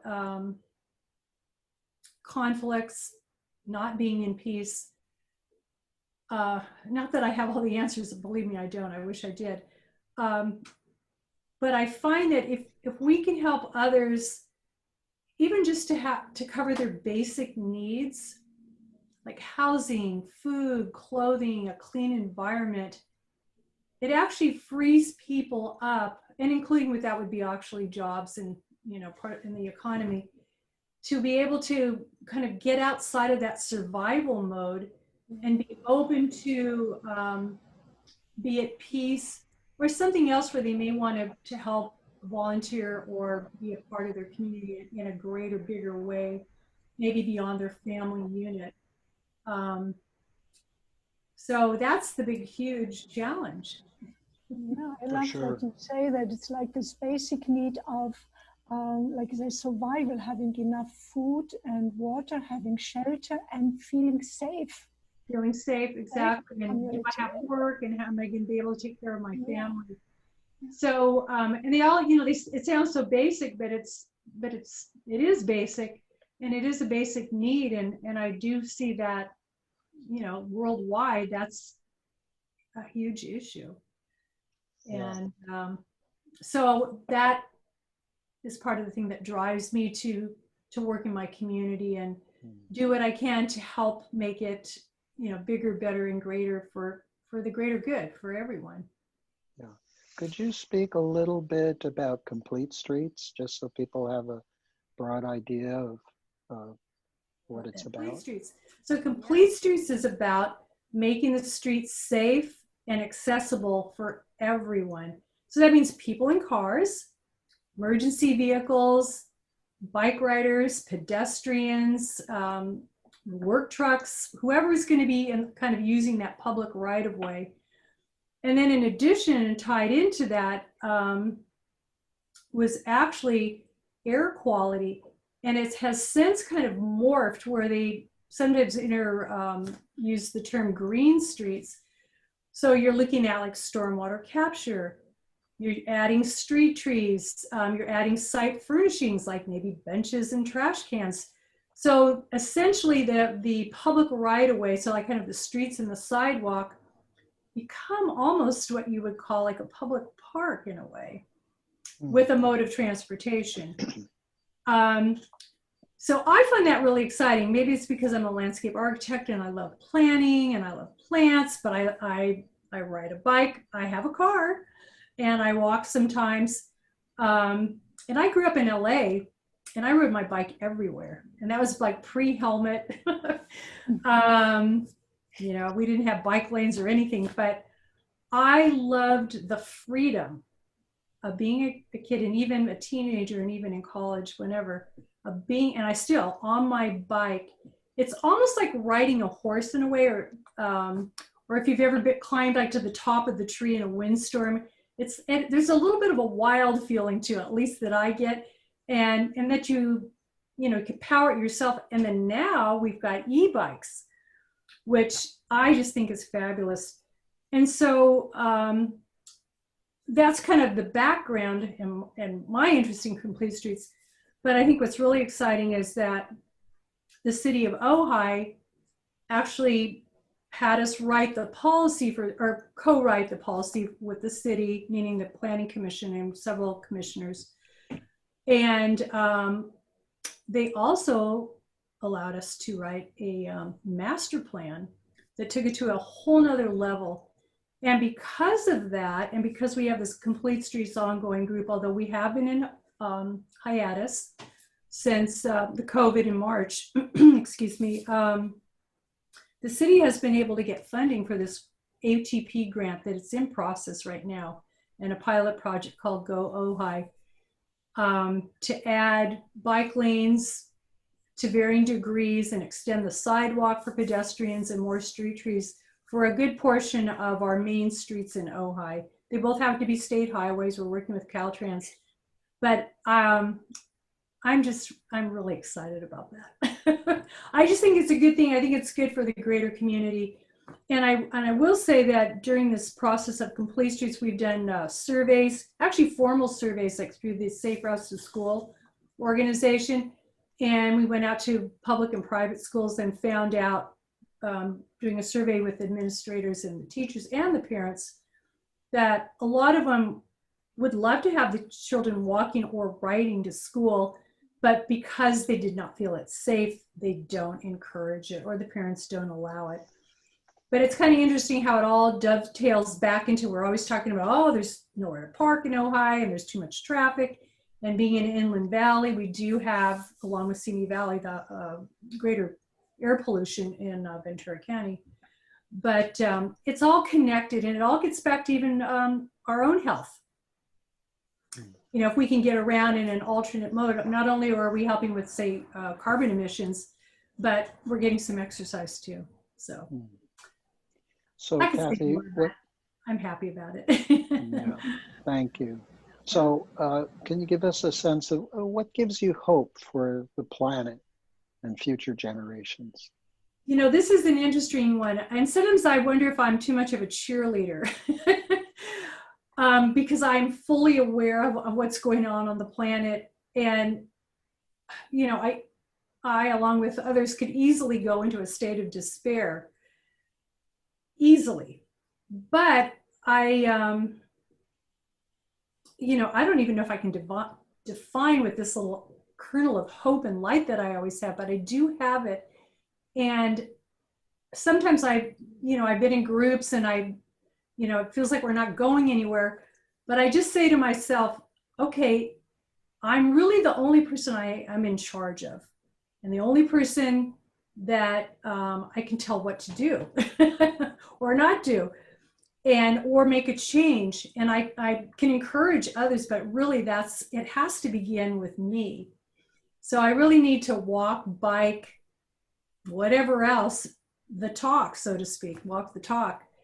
And I'm not perfect. I have other things that I'm still working on, but I actually enjoy the challenge of doing some of these things. It's like, yeah, I can do that.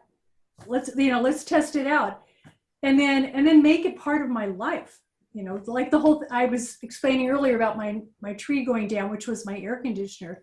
And I sort of made this vow that I'm not ever getting air conditioning. Now, I did turn a fan on when it was 119. I will say that. But it's not that I'm not trying to suffer and be a martyr. I just like, okay, if we're talking about air pollution or carbon emissions, and we're saying, everybody needs to get an electric car, or we need all these new grids. It's like, what can we do individually? And so I ask myself, and then I come up with challenges, and then I do it. And hopefully I can share it with others and it rubs off. But I do actually enjoy a challenge. So I guess that's where the hope is. I feel like there's this little light of I could do nothing, and I could go into a really state of depression, or could I come up with some solutions and do something and make a difference and ask others to join me and do that. I enjoy doing this. Yeah, I hear you. And I think it makes a difference. Yeah, I hear you. You mentioned you are maybe like a cheerleader, and you really want to inspire people to, in a way, act for themselves, reflect on where there is a challenge, but face it with joy, and maybe changing some habits and think new, do new. Yeah, let's all be part of the change. The solution. Yeah. Now, and I like what you're saying, in a way, looking for a breakthrough, not a breakdown. Exactly. Yeah. We could easily go in the could do this. Yeah, but we decide, maybe that's the invitation, to speak out, see and do everything that it is a breakthrough. Right. And sometimes the things I do, I mean, they seem really small, but I'm just going, if everybody did the small thing, that's big. And that is this shaping peace together, not waiting that somebody in government or somewhere does it decide for us, but we, the people, shape peace together in every moment. Yeah. Right. And I would share, this is something that I've done personally. I'm still working on it. But it's being able to look at everyone and just almost everything and be present with it. I may not like everything I'm seeing. That doesn't mean I have to condone everything I'm seeing. I don't. I can discern from that, but almost to like recognize the beingness of everyone and everything.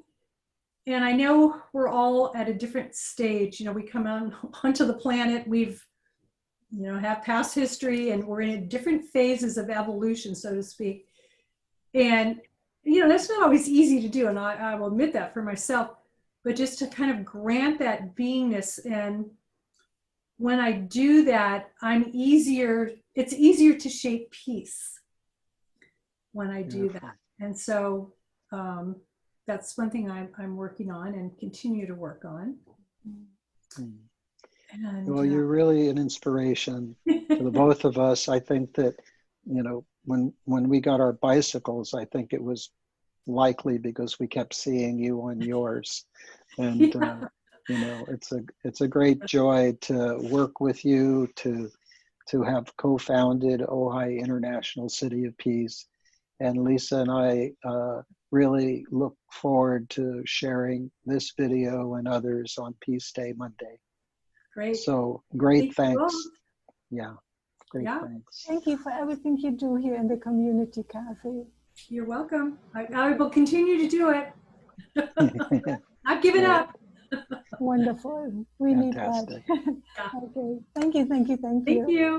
Thank you. Okay, we're back live, and we're going to give ourselves a little stretch and a little movement. We'd like to share a little music right now. And this is from last year, Ray Powers playing his flutes. So I'm going to bring it up.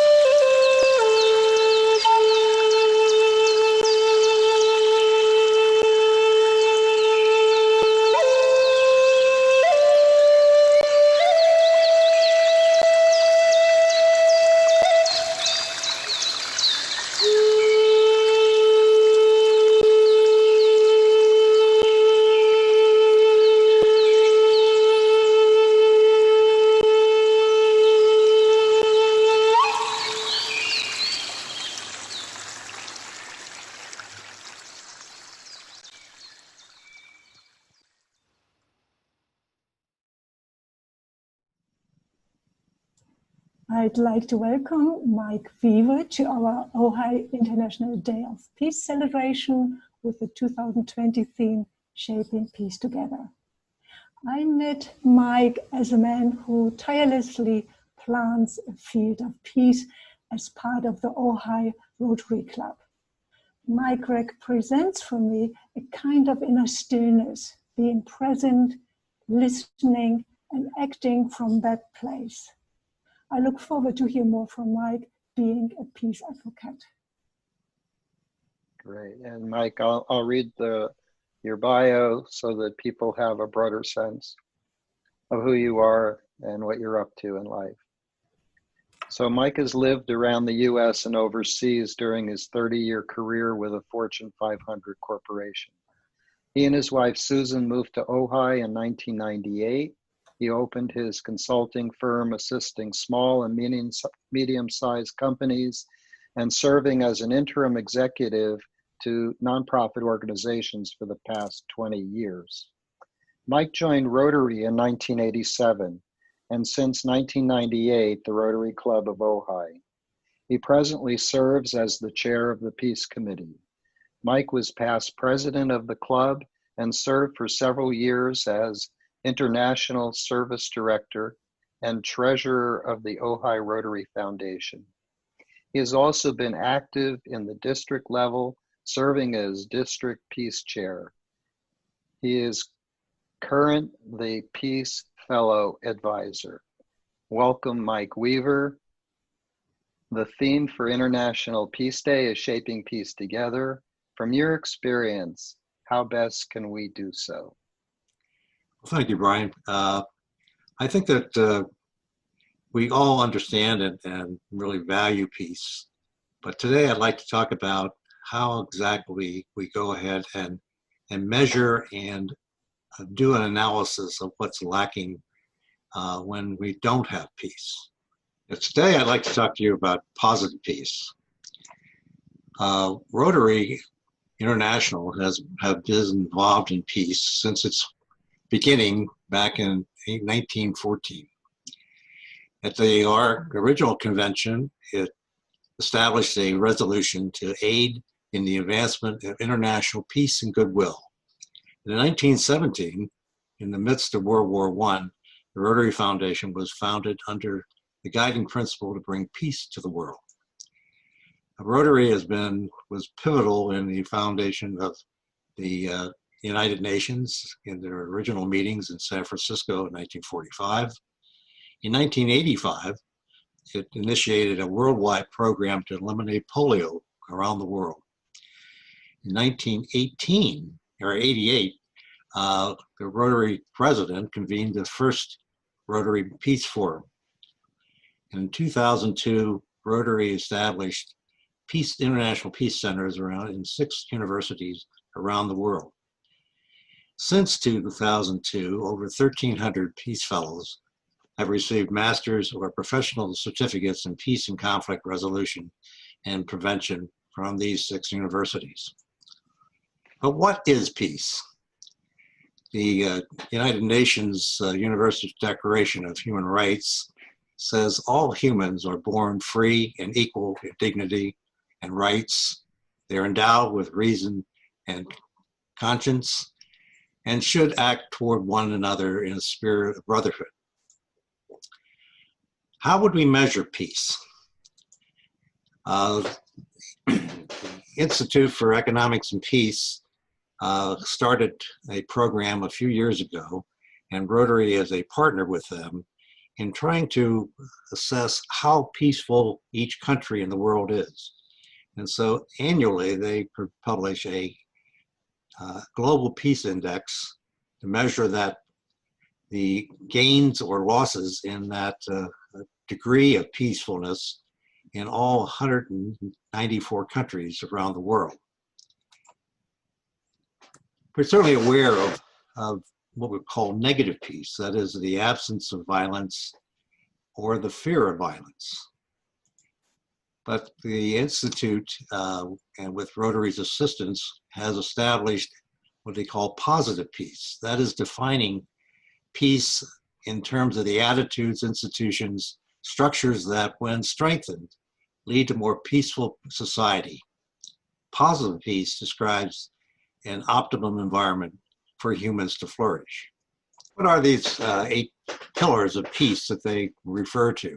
One being a sound business environment, economic conditions and the formal institutions that support operation of a private sector, good relations with neighbors, peaceful relations between community of nations facilitate trade and government cooperation. High levels of corruption are avoided because high levels of corruption really cause resources to be inefficiently allocated and result in lack of trust and confidence in institutions. A well-functioning government delivers high-quality public and civil services, engenders trust and participation, and demonstrates political stability and upholds the rule of law. High levels of human capital, skilled human capital, reflect willingness of a society to educate, train, and invest in their people. Acceptance of the rights of others.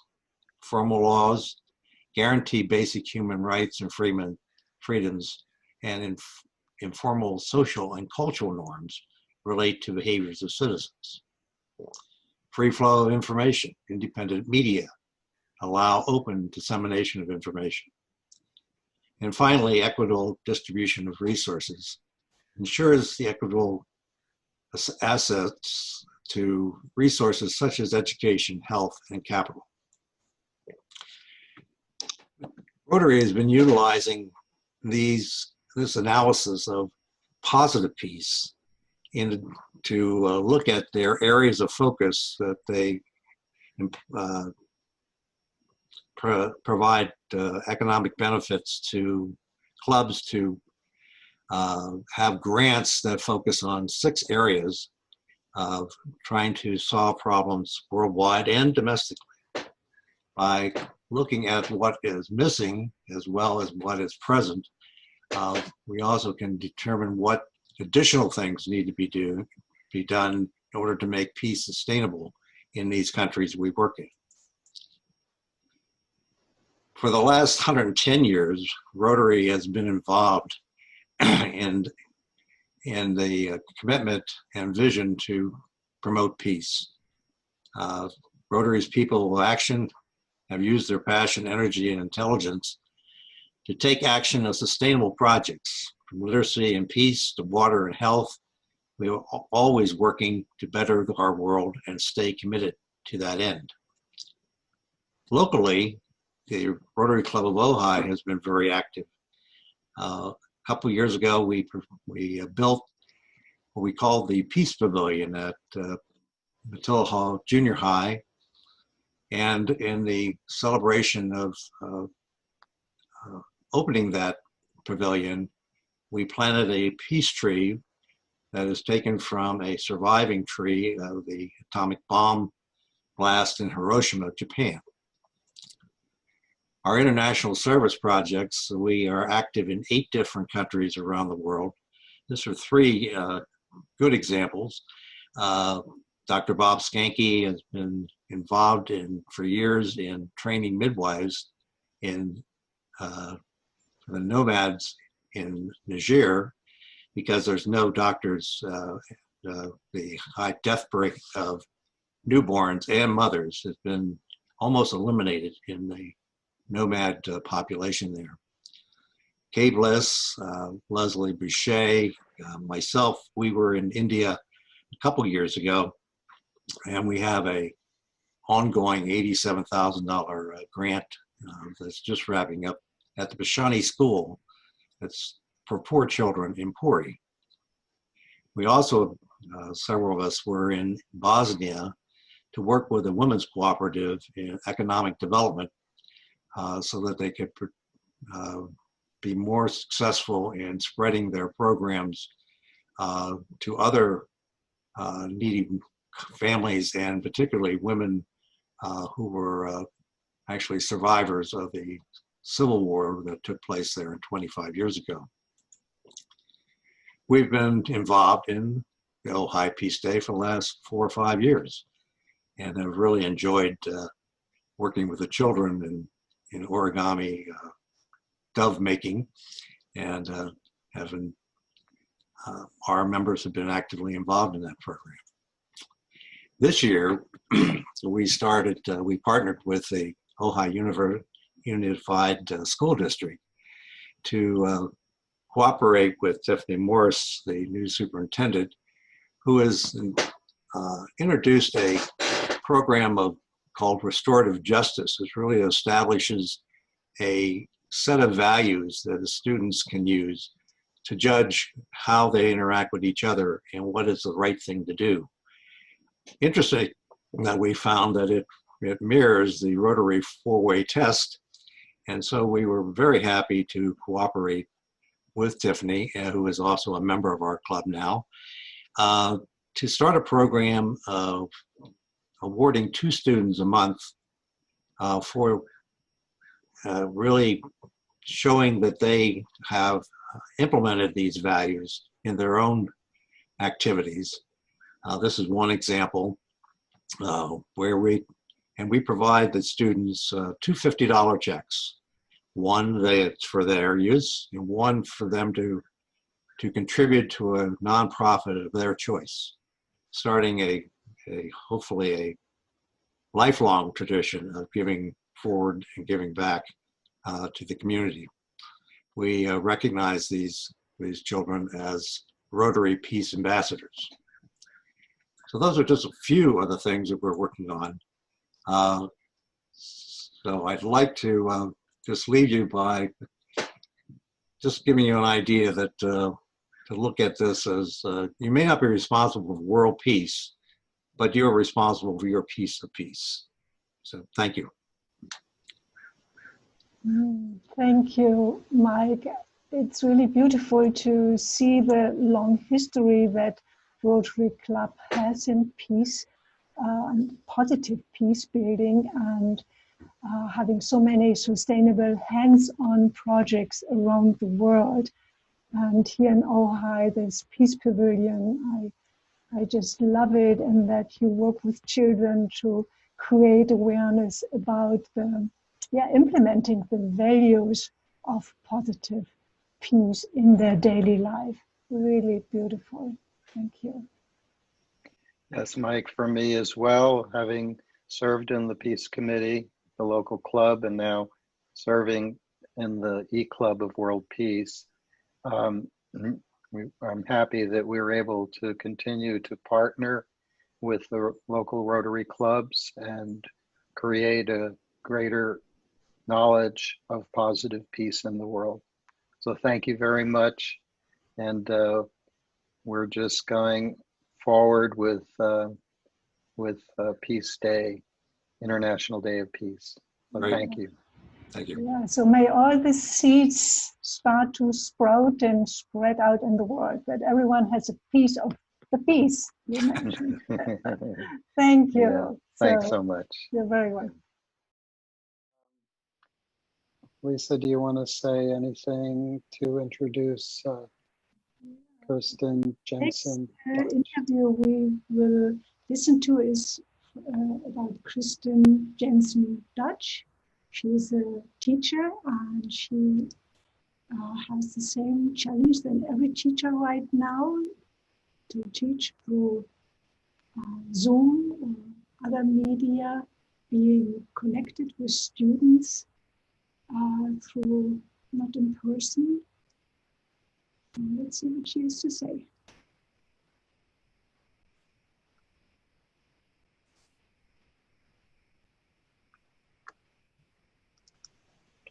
A warm welcome to Kristin Jensen Dutch. Thank you so much for being with us on the Ojai Day of Peace 2020 with the UN theme of Shaping Peace Together. So honestly, Kristin, I would have liked to have you as my teacher. You are so passionate, have your heart in the right place, and really care for students. You awake in me a sense of childlike wonder. So thank you for being with us today.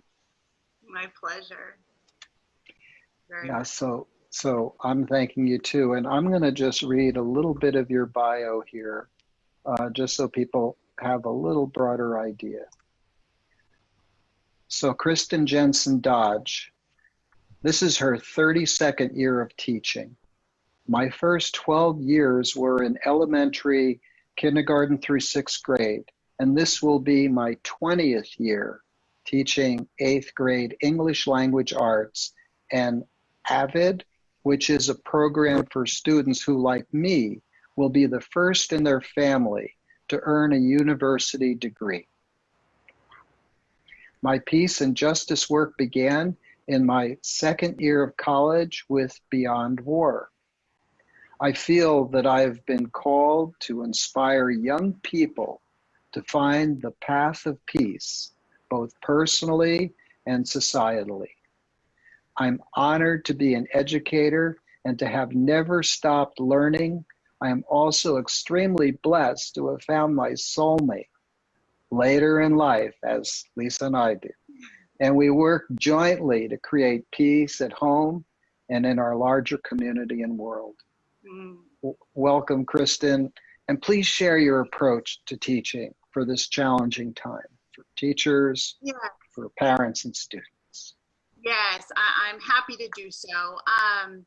It's definitely been challenging, and I am very aware of my privilege in the fact that I've been able to receive a paycheck this whole time with my health benefits that so many people do not have. Many of my families, as a matter of fact, of my students. And so I'm very aware of that. And I'm also very lucky that I don't have any small children to tend to at home, just a small dog and a husband who is at work a lot. So I'm able to dedicate a lot of time. So over this summer, I was able to spend, I lost count at 80 hours, but well over 80 hours of my own personal time learning, attending multitude of webinars and online learning situations where I could really get a better handle on online distance teaching. I learned a lot, and I've been trying to implement it, and I have a very close group of colleagues who we are in a tech stream together, and we're constantly helping each other out, posing questions to each other. I mean, we really are, just as this year's United Nations theme of we're in this together. We really are, and it's we must shape the world that we need together. And so that has been made more apparent. And so I think that has, I see that in my 8th grade students. I see a kinder, more empathetic group of young people. They're more appreciative of their parents, of their lives than ever before. And I guess that makes a lot of sense when there's so much that's challenging and scary, and they're so isolated, and they're taking on a lot more responsibility. A lot of my kids are on their own all day long. And not only are they on their own, they're tending to 2, 3, 4 siblings who they are responsible for making sure that they go to school, that they get online and do classwork. And I am trying to hold a space for that compassion for everyone's situations, but also at the same time, keeping my standards very high, which I always have had high standards, knowing that they can rise to this occasion and they can accomplish so much. And in many ways, having to be so independent is going to be a lesson learned that will give them an edge in everything in the future as well. So as hard as it is right now, I've been having wonderful conversations in English y en español también, con los padres, with the parents, with the kids. Most of my students do speak enough English to handle conversation.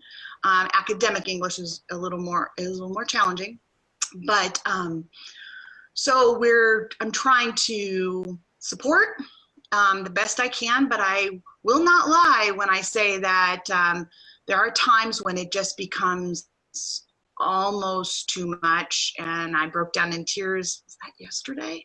Yesterday was Wednesday? Yeah. Broke down in tears twice, not with students, but with other challenges that the people above us that aren't in the classroom, they don't quite understand the actual reality of what we're going through. But as I've communicated in staff meetings with my colleagues and with my leadership, we all have to have a lot of grace during these times with our students, with each other, with ourselves. I think it's hardest with yourself, especially when you're a person who expects a certain level of teaching to happen.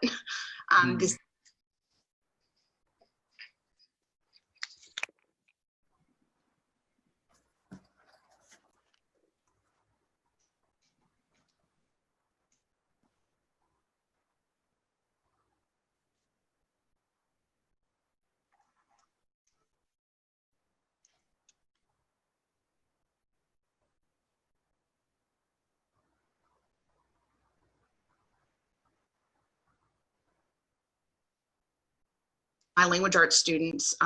Sometimes I've done it with my AVID class as well. And we look at, it's a from Awakening the Dreamer generation waking up, and it's looking at all the world's problems and very intensely thinking about what caused this and how our thinking that we're all separated is really the biggest problem, because we're not separate. We're all connected. It's all connected. Everything's connected. Yeah. So when we look at that, and the rich responses I'm getting this year are just very heartening, that the kids are really, I feel, more, I mean, I've always seen 8th graders as very awakened. It's probably why it's my favorite grade level, because they are at that edge of, hey, I'm not a little kid anymore. Wow, I'm going to be an adult really soon. What is that going to be like? Who of all these adults in my life can I look to see that that's the model of an adult I want to be? And so it's a very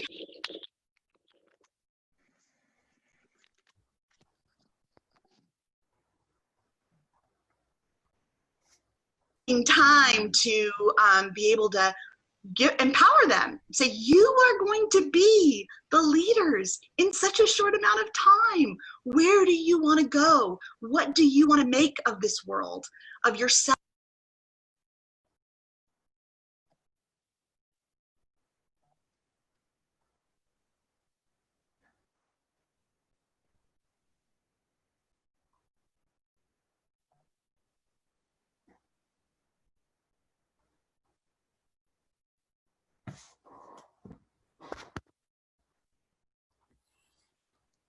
With this kind of teaching that can happen. Yes. I thought, what can I do? So I just started looking in all my online platforms that I've learned over the summer, and some that I knew before. And I found one in particular that I am going to use. It's from a program called Nearpod. And all I did was punch into the search engine Peace Day.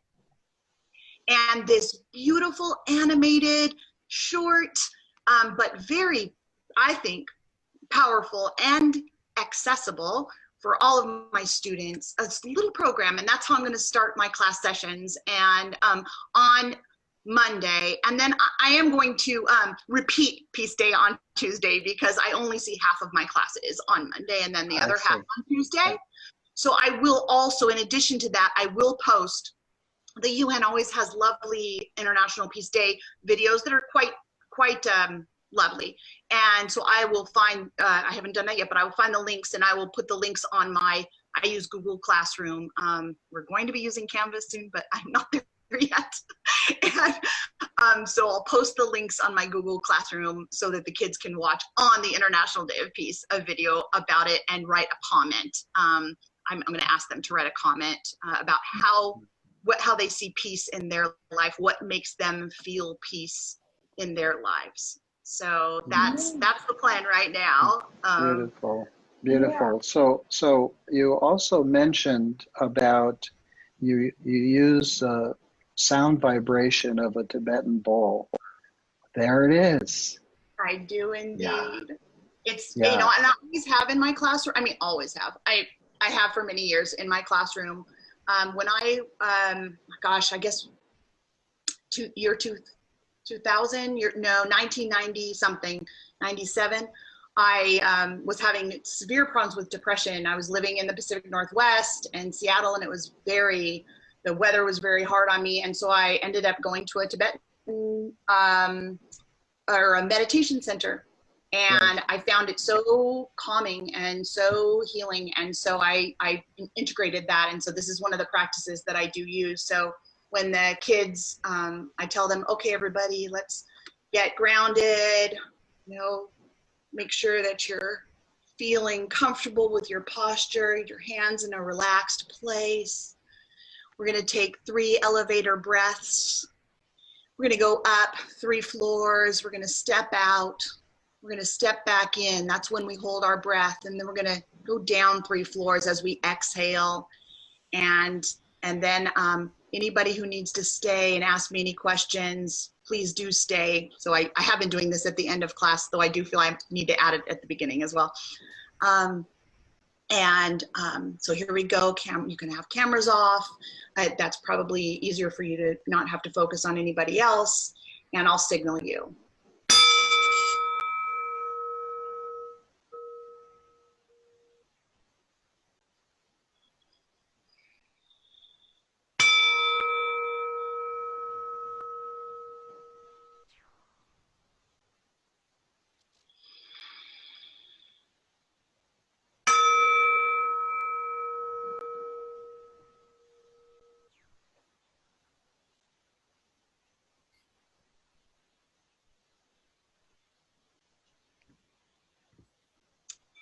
I hope that was as nice for you as it was for me.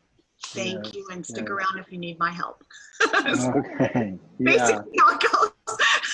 And it does ground me too, and because then it's a quick thing. We go, we have these class sessions, hour and 15 minutes, and then we go to the next one. It goes straight to the next one. So if I stick with kids, I try to keep my lessons to no more than 45 minutes. That's really challenging. And then the kids need extra help. So then I'm going another 55, 60 minutes. And then I've got to run to the bathroom. And then I've got, so, whew, it's quite the whirlwind. Thank you so much for sharing that, because I hear the challenges you observe with your students. They take on one side much more responsibility, but they are also alone. They are appreciative, but they are challenged. Sometimes they have to take care for other siblings even. So, and now you are in this virtual classroom, and I have a question. Do you see sometimes like an emotional breakdown of a student, and you can include that in this virtual classroom? How do you deal with that? Yeah, so one of the things I learned is to have a social emotional check-in for kids right at the beginning. And then what I do is I have created Nearpod and Pear Deck. There's a lot of different programs that have these where you can just pop it up on your screen and the kids can go to this particular site and then they can anonymously put how they feel. And I've created Google Forms that do it. I put funny little memes. How do you feel today? Which meme matches how you feel today? Or which emoji matches how you feel today? And then I display the results anonymously. And so it's not anonymous to me. I know who answered what, but nobody else knows. And so it's been really lovely. So for instance, a pie chart will come up and I'll be able to say, oh my gosh, look, 58% of you are feeling sleepy. wow, yeah, I'm feeling a little sleepy too. And then, oh, 14% are feeling happy. That's really awesome. How lucky you are. And then 2% are feeling overwhelmed. I get that emotion, you know, and so I'm able to say you're not alone. Look how other people are feeling the way you're feeling, or if nobody else, if they're the only one, I'll say, yes, you know, because I have experienced, of course, all those emotions. We all have, we're all humans. So yeah. I'm able to try to connect, and then I can follow up with kids right after. I'll just say, oh, can I have these, you know, and they don't know why I'm asking them to stay necessarily, but then I'll just wait until everybody else is gone, or I'll chat to them privately in the chat. Hey, I hope you're okay, and please come at I have an afternoon little session that's optional. And so please come to my afternoon. It's called the Scholar Success Session. Come to my afternoon session, and I'd love to, if you want to just talk, or, you know, if I can help release some of your sense of overwhelm, I would love to help with that kind of thing. Wow, thank you so much. I mean, you've given a lot of insights into how people can include other aspects to their teaching world, to their coping with this condition. And we'll be sharing this with the community, and then we'll be posting it on our website. So may it be a viral message of peace in the classroom and empowering kids to take leadership. Yeah, I certainly hope so. I have to say, all those people out there watching this who are teachers, you know, you are so valued. And it's easy to forget, especially if you get that one negative thing that happens from an administrator or a parent who gets upset at you or whatever. Please know that people really do respect educators, the majority. And there's just a small number of people, and everybody's stressed. So, yeah. Okay. And I appreciate that you shared, you meet with your colleagues, you are in a way connected, you have some team support, which is needed too. It's, you know, the students need it, but you need it too. You know. We're all in this together, shaping peace together, peace in the classroom, peace in our homes, peace in the community, absolutely together. Okay, in this view, thank you again. And yeah, thanks so much. Blessings to work. Namaste. Okay, bye-bye. Bye-bye.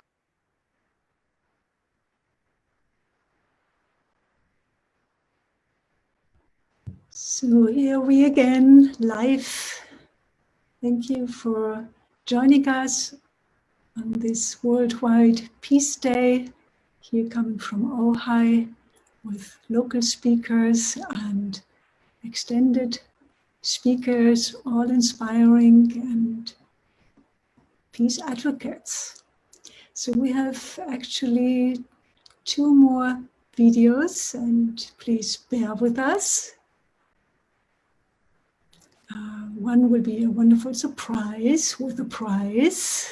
So, Brian, are you ready? I'd like to welcome Ray Powers as a fellow peace advocate here in Ojai and as a partner of Ojai International City of Peace since 2015 here in Ojai. Working with Ray, oh my God, I so much admire his many faceted talent. I love his precision. He wants to understand and he listens. He speaks up and puts the finger on uncomfortable issues. And he deeply cares about the future of the earth. I'm so looking forward to hear Ray's insight about shaping peace together, the UN theme for 2020. Welcome. Thank you. Thank you. Great. I'm really happy to be here. I'm excited. Yeah. So I'm going to read a little bit of your bio so that people who don't know you might have a little broader sense. So Ray Powers calls his lifelong body of work simple brilliance. This philosophy is expressed and applied through transformational coaching, mentoring, writings, and environmental activism. As well, he is a skilled composer, vocalist, and photographer. A meditator for close to 50 years, his perspectives, practices, and insights have helped youth, adults, and business leaders.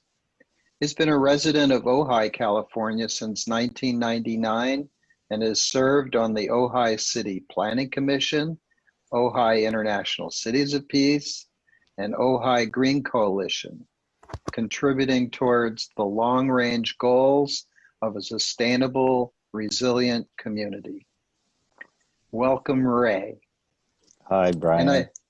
And I'm just going to ask, really, what gives you hope for the earth and our youth today? From your experience, how best can we move forward? My mother turned 100 years old last week. That's a milestone.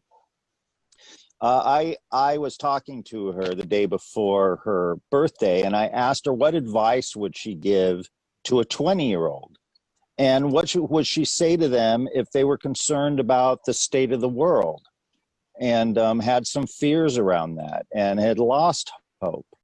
And my mother, who's always been very pragmatic and not very verbose like her son, replied to me. She said, do what you like to do and choose a career that you enjoy doing. And then regarding hopes, she said, you can never lose your hopes. Surround yourself with those who have the same concerns and interests as you do. I really thought that was very wonderful, pragmatic advice, not just for 20-year-olds. Right, a lot of wisdom there. And I had never really heard her speak to that before. Like I said, she's not a woman of very many words, so I have to prompt her to share. But it had me certainly reflect on my life and the people I surrounded myself with throughout my life, and the activities I've engaged in that have always been things I enjoy and that naturally draw me. And I think that's where this idea of simple brilliance comes along too, is that innate genius and intelligence that we each have, and know what our direction and path is, really. Even if we think we don't, there's always something within us that's moving and guiding us forward. That's our natural way of being, if you will. And that will then have us be discerning regarding who we surround ourselves with.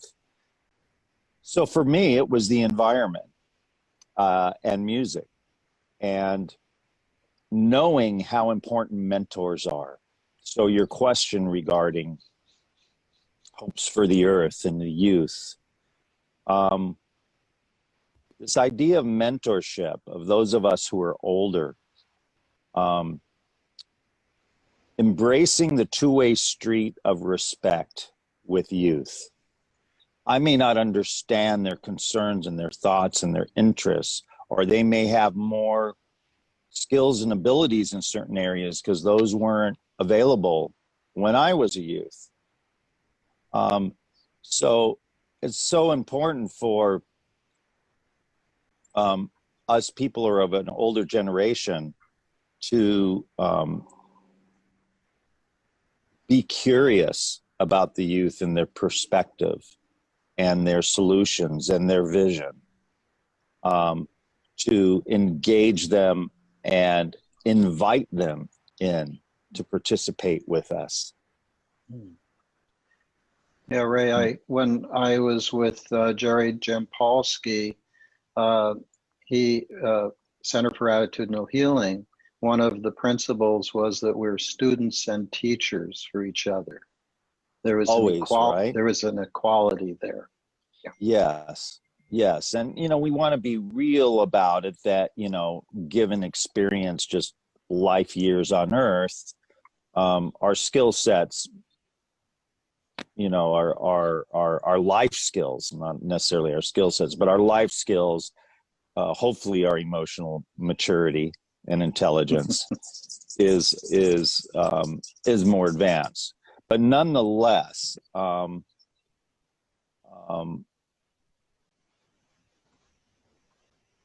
I get very excited and enthused when younger people want to come play and become involved as peacemakers, as environmental activists.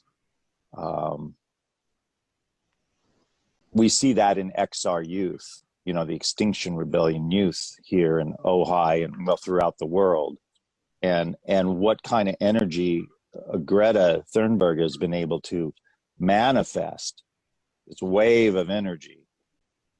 Because what I find happening, I don't know about you, but what I find happening in speaking with people, mostly between 25 and 35, is they're kind of wanting to create a whole nother reality, like a different paradigm, rather than try to, and it's not right or wrong, but rather than looking at the current system, which definitely has failed a lot of people in terms of economic, social justice, the environment, our business practices, how that's fed into that. I mean, we have systemic problems. They're not isolated. There's a symbiosis between all these cultural and societal challenges. And so some of the young people I talk to want to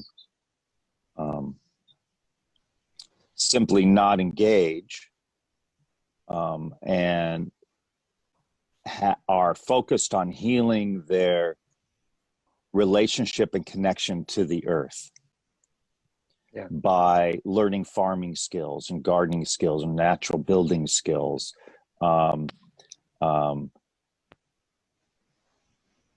social experiments in terms of community living and things like that, which I think are fantastic. And the very beginnings of possibly a new curve. It's interesting. We have possibility and we have probability, and we kind of have pragmatism, and that all kind of has to work together.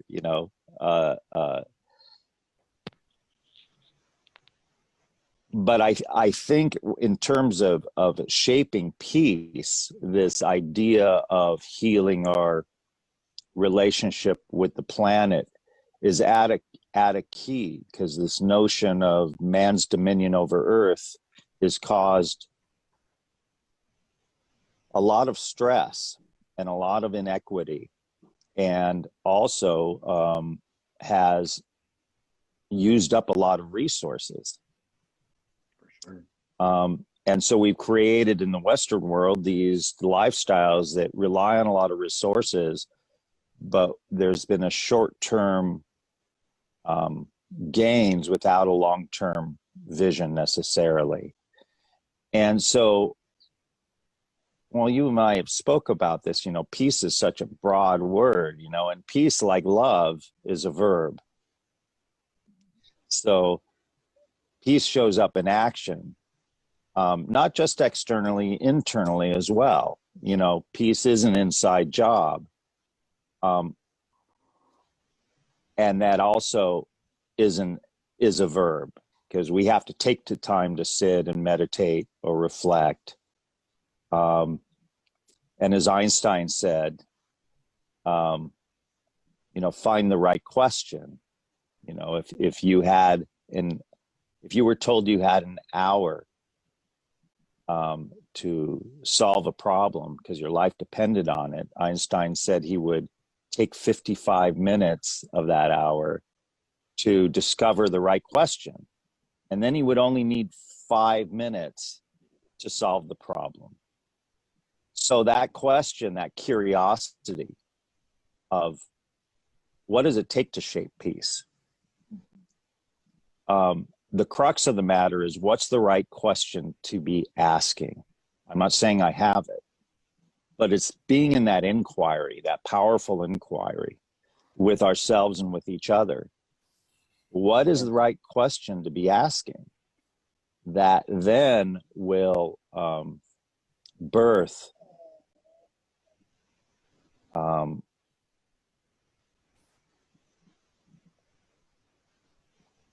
the most empowering and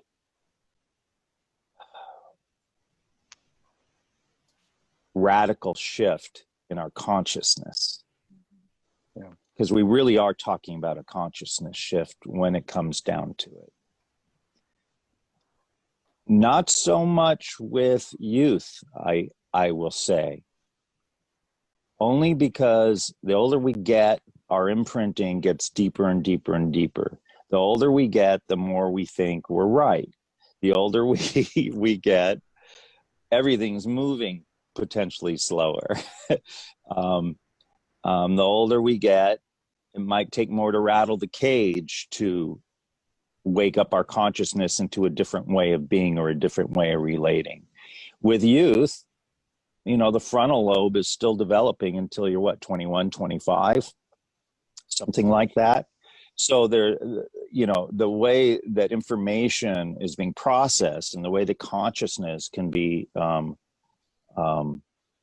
expanded is much more malleable in that way. I mean, I feel very blessed that, you know, I was taught to meditate when I was 12 by a camp counselor, because, you know, those were the times in the late 60s, right? So, but, you know, I'm so grateful to Sparky for teaching me how to meditate, because that's been with me ever since, to like, oh, you know, I don't have to be moving all the time. I don't have to be thinking all the time. I can just sit here under a tree and let things come to me. I really want to, you know, honor the pointers you give. So I'd like to go back to the message your mom gave you for her 100th birthday, to stay in hope, which means not to give up. And I think that's a very important question, as so many, or message, as so many people are in a way a little hopeless or overwhelmed with what's going on in the world. So, and you bringing up the right question. What is the question? So there is this curiosity. You engage yourself. You be still, engage and inquire yourself. You like to build the bridge between the elder, being honored as an elder, but also honoring the youth and working with them to find the right solution, ask the right questions. And like here with Peace Day, how to shape together. So you build the bridge, let's say, between your mother who is 100 years and the youth you work with here in Ojai community. You're very active on many layers of ages and diversity. So I really, it's very inspiring, you know, your approach, the scale you offer. Yeah. You know, it's really simple if we attempt to listen twice as much as we speak. And if we really learn to listen to each other, then compassion and empathy can become created. Then our individual lives and experiences also are there's then a realization that there's universal experiences. There's our individual stories of how we've grown up. I can't fully relate to someone who's in a war-torn country and bombs are falling on them. But there's universals that we share as human beings as well. And those universals are, you know, empathy and compassion. We all want to be loved, and we all want to love our sustenance. And it ties back to what I said earlier, that we can't isolate economic, social justice, and the environment. They're all one. We can't address, in the Green Coalition, we can't address our sustainability and resilience in the Ojai Valley without also addressing social justice and those underserved communities. It all has to be looked at all at once.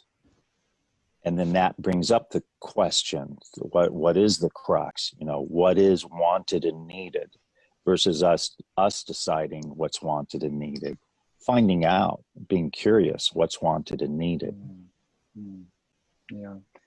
Thank you, Ray. That really sums it up with this holistic view that it's all connected.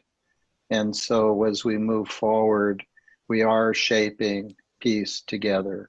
So thanks for your partnership, and I really welcome any additional input as we move forward together here in Ojai. So thank you so much. Thank you, Brian. Thank you, Lisa. Yeah, thank you for everything you do here in the community. You're really Likewise. a strong pillar. Yeah. Yeah, same to you too. Thank you. Okay. All right. Okay. We'll see you Bye later. for now. Bye-bye now. Bye-bye. I'd like to welcome Evan Austin and Lenny Crawford to our 2020 Ojai International Peace Day celebration. Surprise, surprise. Evan, I'm just going to say that the award, the Ojai Peace Coalition's exclusive Nobel Peace Prize has been awarded annually since 2007 in conjunction with International Day of Peace. Could you share with our listeners your views on the theme, Shaping Peace Together, and how it relates to the next Nobel Prize winner? Sure, of course. Thank you for having us.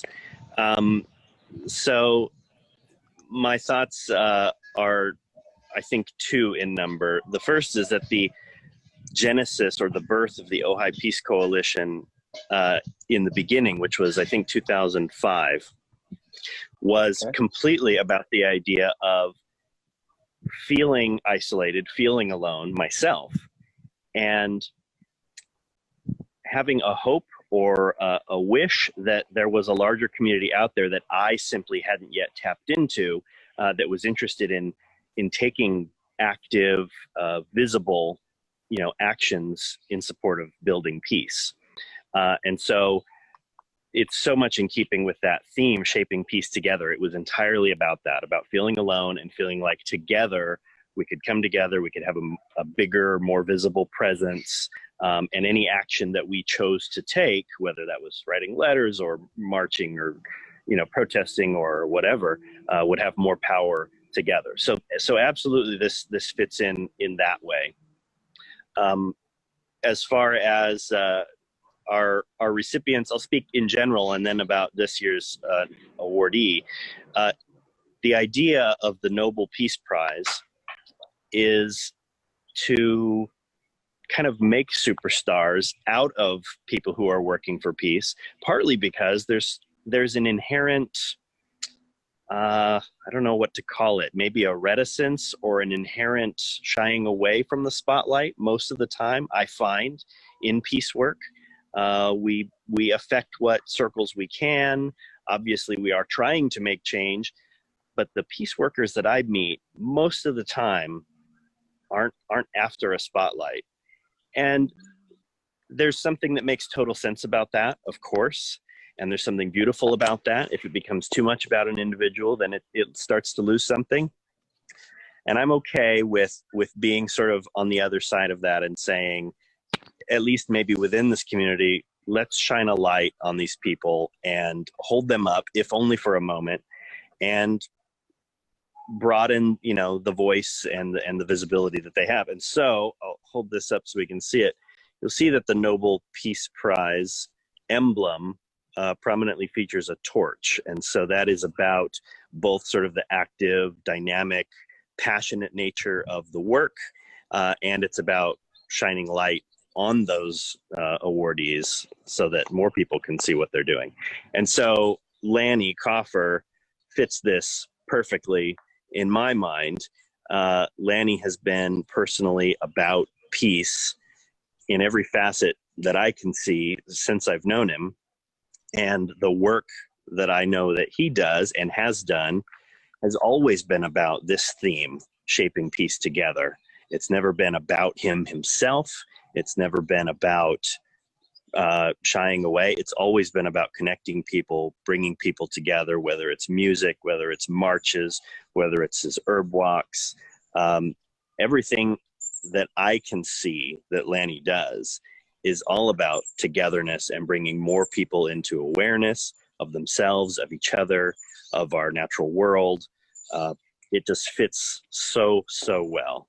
And I'm so happy that we have Lanny and that we're able to make this work virtually to be able to honor Lanny and still present this award this year. Yes, would you like?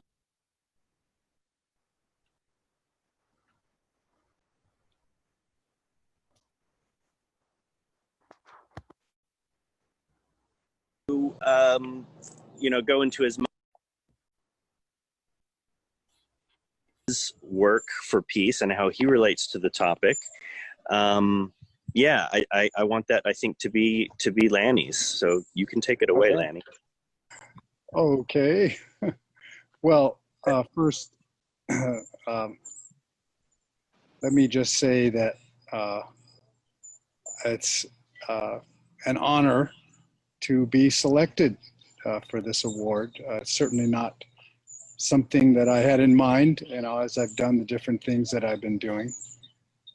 And I have to say, I don't really see myself these days as a full-on peace activist, but I guess as I thought a little bit today about what I might say in accepting this award, it occurred to me that peace, that love, nonviolence are really at the heart of everything that I believe in, and kind of the thread that weaves together all the different things that I do and have done with my life. I've had some overt peace actions, and I guess I have to thank my parents and my teachers when I was a kid for putting me on this path. I remember, growing up in the 60s and having a social studies teachers that made us aware of what was going on, which was the early days of the civil rights movement. We're talking 1960, 1961. And at the same time, I wrote a term paper on Gandhi. And the combination of that and watching what Dr. King was doing really influenced me, so that around the same time in 1964 that I turned 18, I filed as a conscientious objector with the draft board, and I also joined Dr. King's SCOPE project to register voters in the South. So that really, made an activist out of me for my whole life. I guess I'd have to say it really shaped my whole life. And so much of it was being able to be part of a team of people. Yes, I was acting individually as a conscientious objector, and I had to go by myself and face the draft board and the hearings and, contemplate what my fate might be individually. But I knew that I was not alone, that there was a movement of people at the time that felt the same way. And there had been many conscientious objectors before me. And I certainly was part of a team. I was just a small cog in Dr. King's team of nonviolent workers in the civil rights movement. And that was the formative experience of my life. Experiencing what a group of people committed to justice and nonviolence could accomplish. And our project was really successful. And, we registered enough voters, and I was still fighting my battle to be a conscientious objector. And I joined the anti-war movement, which was quite active in California at the time. And marched and, did the things that we did to turn the tide of public opinion against the war. And one of the things I realized early on is that it's not always the big actions and, being in the newspaper, carrying a poster. And I know this sounds trite, but it's the little things we do every day just to spread goodwill, to acknowledge other people, to listen to other people, which is kind of the ultimate acknowledgement for someone else, just to know that you're really listening to them. And that's the beginning of nonviolent communication. And without nonviolent communication, no matter how many movements and organizations and how much funds we raise, we're not going to have peace on a larger scale. I still believe in peace. I still believe in world peace because I believe in people. And I believe that people universally want basically the same things. They want to be happy. They want to be able to fulfill themselves. They want something productive to do. They want people to love and to be loved. They want to have a family. These are universal family traits, or human traits as part of the human family. And these little actions that we take every day, even though they may be hidden by the mainstream news that's mostly bad news, those little actions are really what make the difference. They're, the proverb about throwing a pebble in a pond and the ripples that go out. So I've hoped that I've created a few ripples along the way. I know, Evan mentioned, feeling like wanting to get more involved with peace back in 2005. And that was the year that he joined me in putting on my second annual Peace Fest in Libby Bowl. He did the artwork and was instrumental in helping to make that happen. Yes, it was short-lived, but like I say, you never know when you toss that little pebble into the pond, who it's going to touch and how it's going to influence people along the way. So I'm grateful for all the teachers and compadres that I've had on my team along the way, especially Dr. King, who I was very fortunate to be able to meet when he came to visit our project in Virginia in 1965. And I hope in my own small way to continue doing the work. And I hope that this medal will be an inspiration to me for at least the next year, if not longer, to continue to speak up and continue to live the values that I believe in, that I think are the human values of compassion, kindness, that I think are instrumental in ultimately reaching peace on a larger scale. Thank you so much, Lenny. I think you are such an inspiration for everyone, what you stand for. And what I hear you really, these are the little steps every day of goodwill, to listen to people, to acknowledge the other, practice nonviolent communication, the little action steps. And I really hear that you believe in the goodness, the basic needs we all have, and that connects us all. And that is part of who you stand for. So thank you for being this in Ojai, for an inspiration without even, I think you know about it. But clearly, as long as I know you, there is so much trust and hope that you represent. Thank you so much. I think Evan did choose I echo that, Lisa. Mm-hmm. Yeah, I echo your words, Lisa. We're so fortunate to have Lanny here with us. We're closer to the origin of the pebbles he throws in, and that feels good. And all of you, Lanny used the word compadres, and I think mentors, and I think it was so right to start your story, Lanny, before yourself, and acknowledge your parents and other teachers, and that's true for all of us. And I appreciate that reminder in myself to look at the three of you, for instance, as mentors to me, and think about other people who also fill that role, and that those ripples are still going. That's a great metaphor to keep a hold of. Thank you. You know, guide you through the next year or however long. I appreciate you saying that, because that's what I hope. That's what I hope it is. I hope it's a little something that says not only we appreciate you, but that it can be a little reminder that we appreciate you, and a reminder when you are in, you know, quiet moments alone, that little physical object sort of carries us all to saying thanks and keep going. Yeah. It appears that we're living in dark times, and I'm sure that people have said that many times in human history. And at the same time, for some crazy reason, I have hope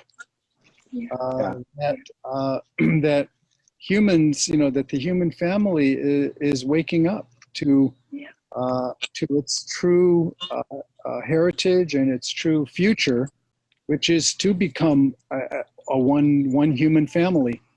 Right. And we have all the tools, the technology to do that now. It's just going to take the will and probably some younger generation that has that knows how to manipulate all this technology in a better way to get us all connected and able to speak and to support each other. Breakthrough versus breakdown. So pointing towards what you were saying, Lenny, like, let's wake up as one humanity. Right. And that's another reason for me why the theme works so well here, is because what I find is that nobody can sustain that level of energy, that level of hope constantly, right? My experience is we wax and we wane. And when we're a part of a community, a family, a tribe, if my energy, you know, starts to go down, my hope goes down. Not only are there other people around me that can help lift me back up, but there are other people carrying on the work when I have to take a step back and rest and say, today is not happening for me. So there again, shaping peace together requires that community and that family. Beautiful, beautiful. All right, thank you all so much. Thank you very much. Cyber hug to you. Yeah, indeed.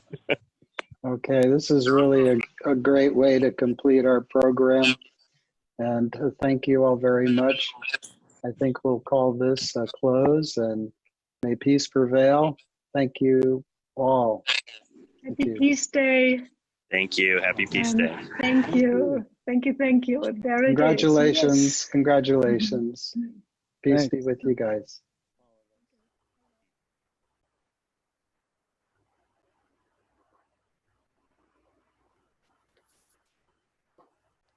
Well, thank you all for staying with us.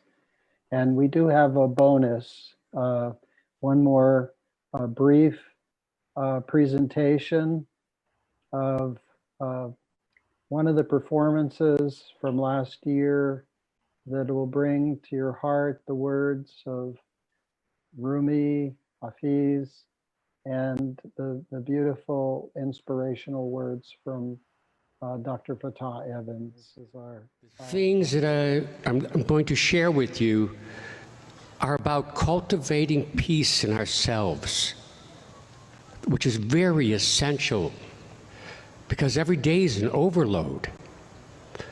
And we could be disturbed, and we could be angry, and we could have a lot of fear. Fine, notice it and feel it. And then embody our true nature, our true and more essential self. And so if you please listen with your body, don't figure the words out, because everything that is going to be spoken here and with the flute is touching the imaginal realm in yourself. And therefore, we also have the collective body. So we come together with that so that we become one heart in this process. Thank you.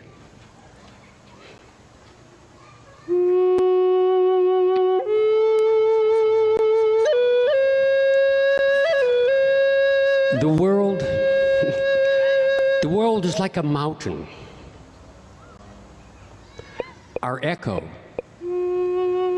depends upon us.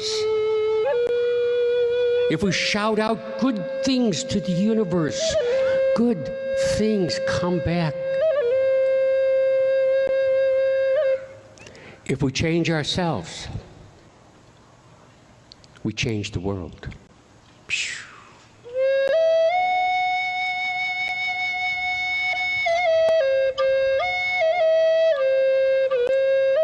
One night, I went out to welcome the moon, or be welcomed by the moon, actually. And I said, "Oh, moon, you shine so brightly and lovingly again. Have you anything to share?"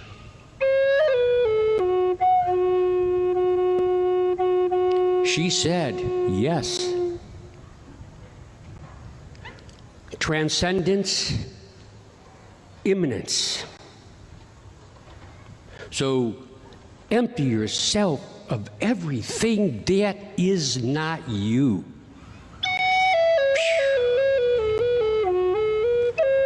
And in that emptiness, you will then be revealed your embodied fullness. And that light reflected, the light of the one, the light of the sun, is the gratitude of the one."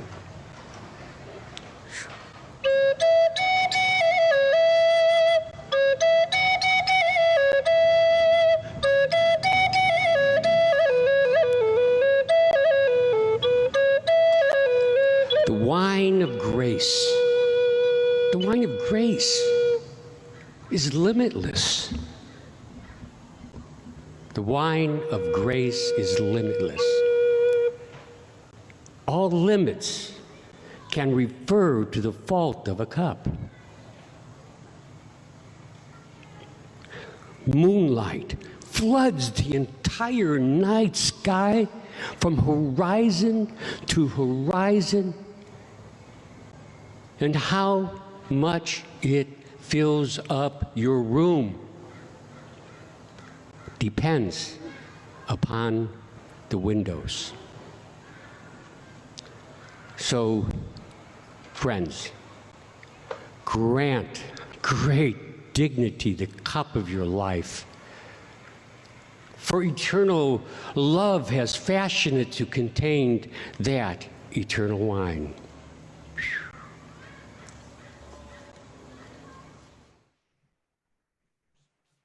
Yes, thank you for those beautiful words, Fatah. And thank you, Lisa, partners, in this presentation. Thank you for the listeners who have been willing to stay with us in front of a computer for so many hours. We have a lot of gratitude that we can live in a city of peace and share our love and our light with so many here. Lisa? Yeah, thank you, everyone. So we are one heart, like Dr. Fatah Evans just said, one heart, from our hearts to your heart.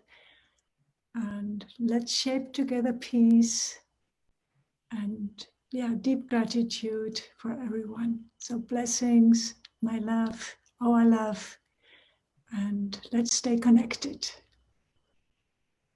Thank you. So tomorrow I will be putting these individual interviews and music on this page, Ojai International City of Peace, and our YouTube channel, Ojai International City of Peace, already has these individual videos. And tomorrow I will also put it on our ojaipeace.net website. So more work to do, but with a joy in my heart to share these peaceful messages with all of you, and deep gratitude for for this platform. And I learned a lot tonight. Thank you for being here with us. Okay, peace in all directions. Happy All Peace right. Day. I'll be signing off now. Bye-bye. Bye-bye.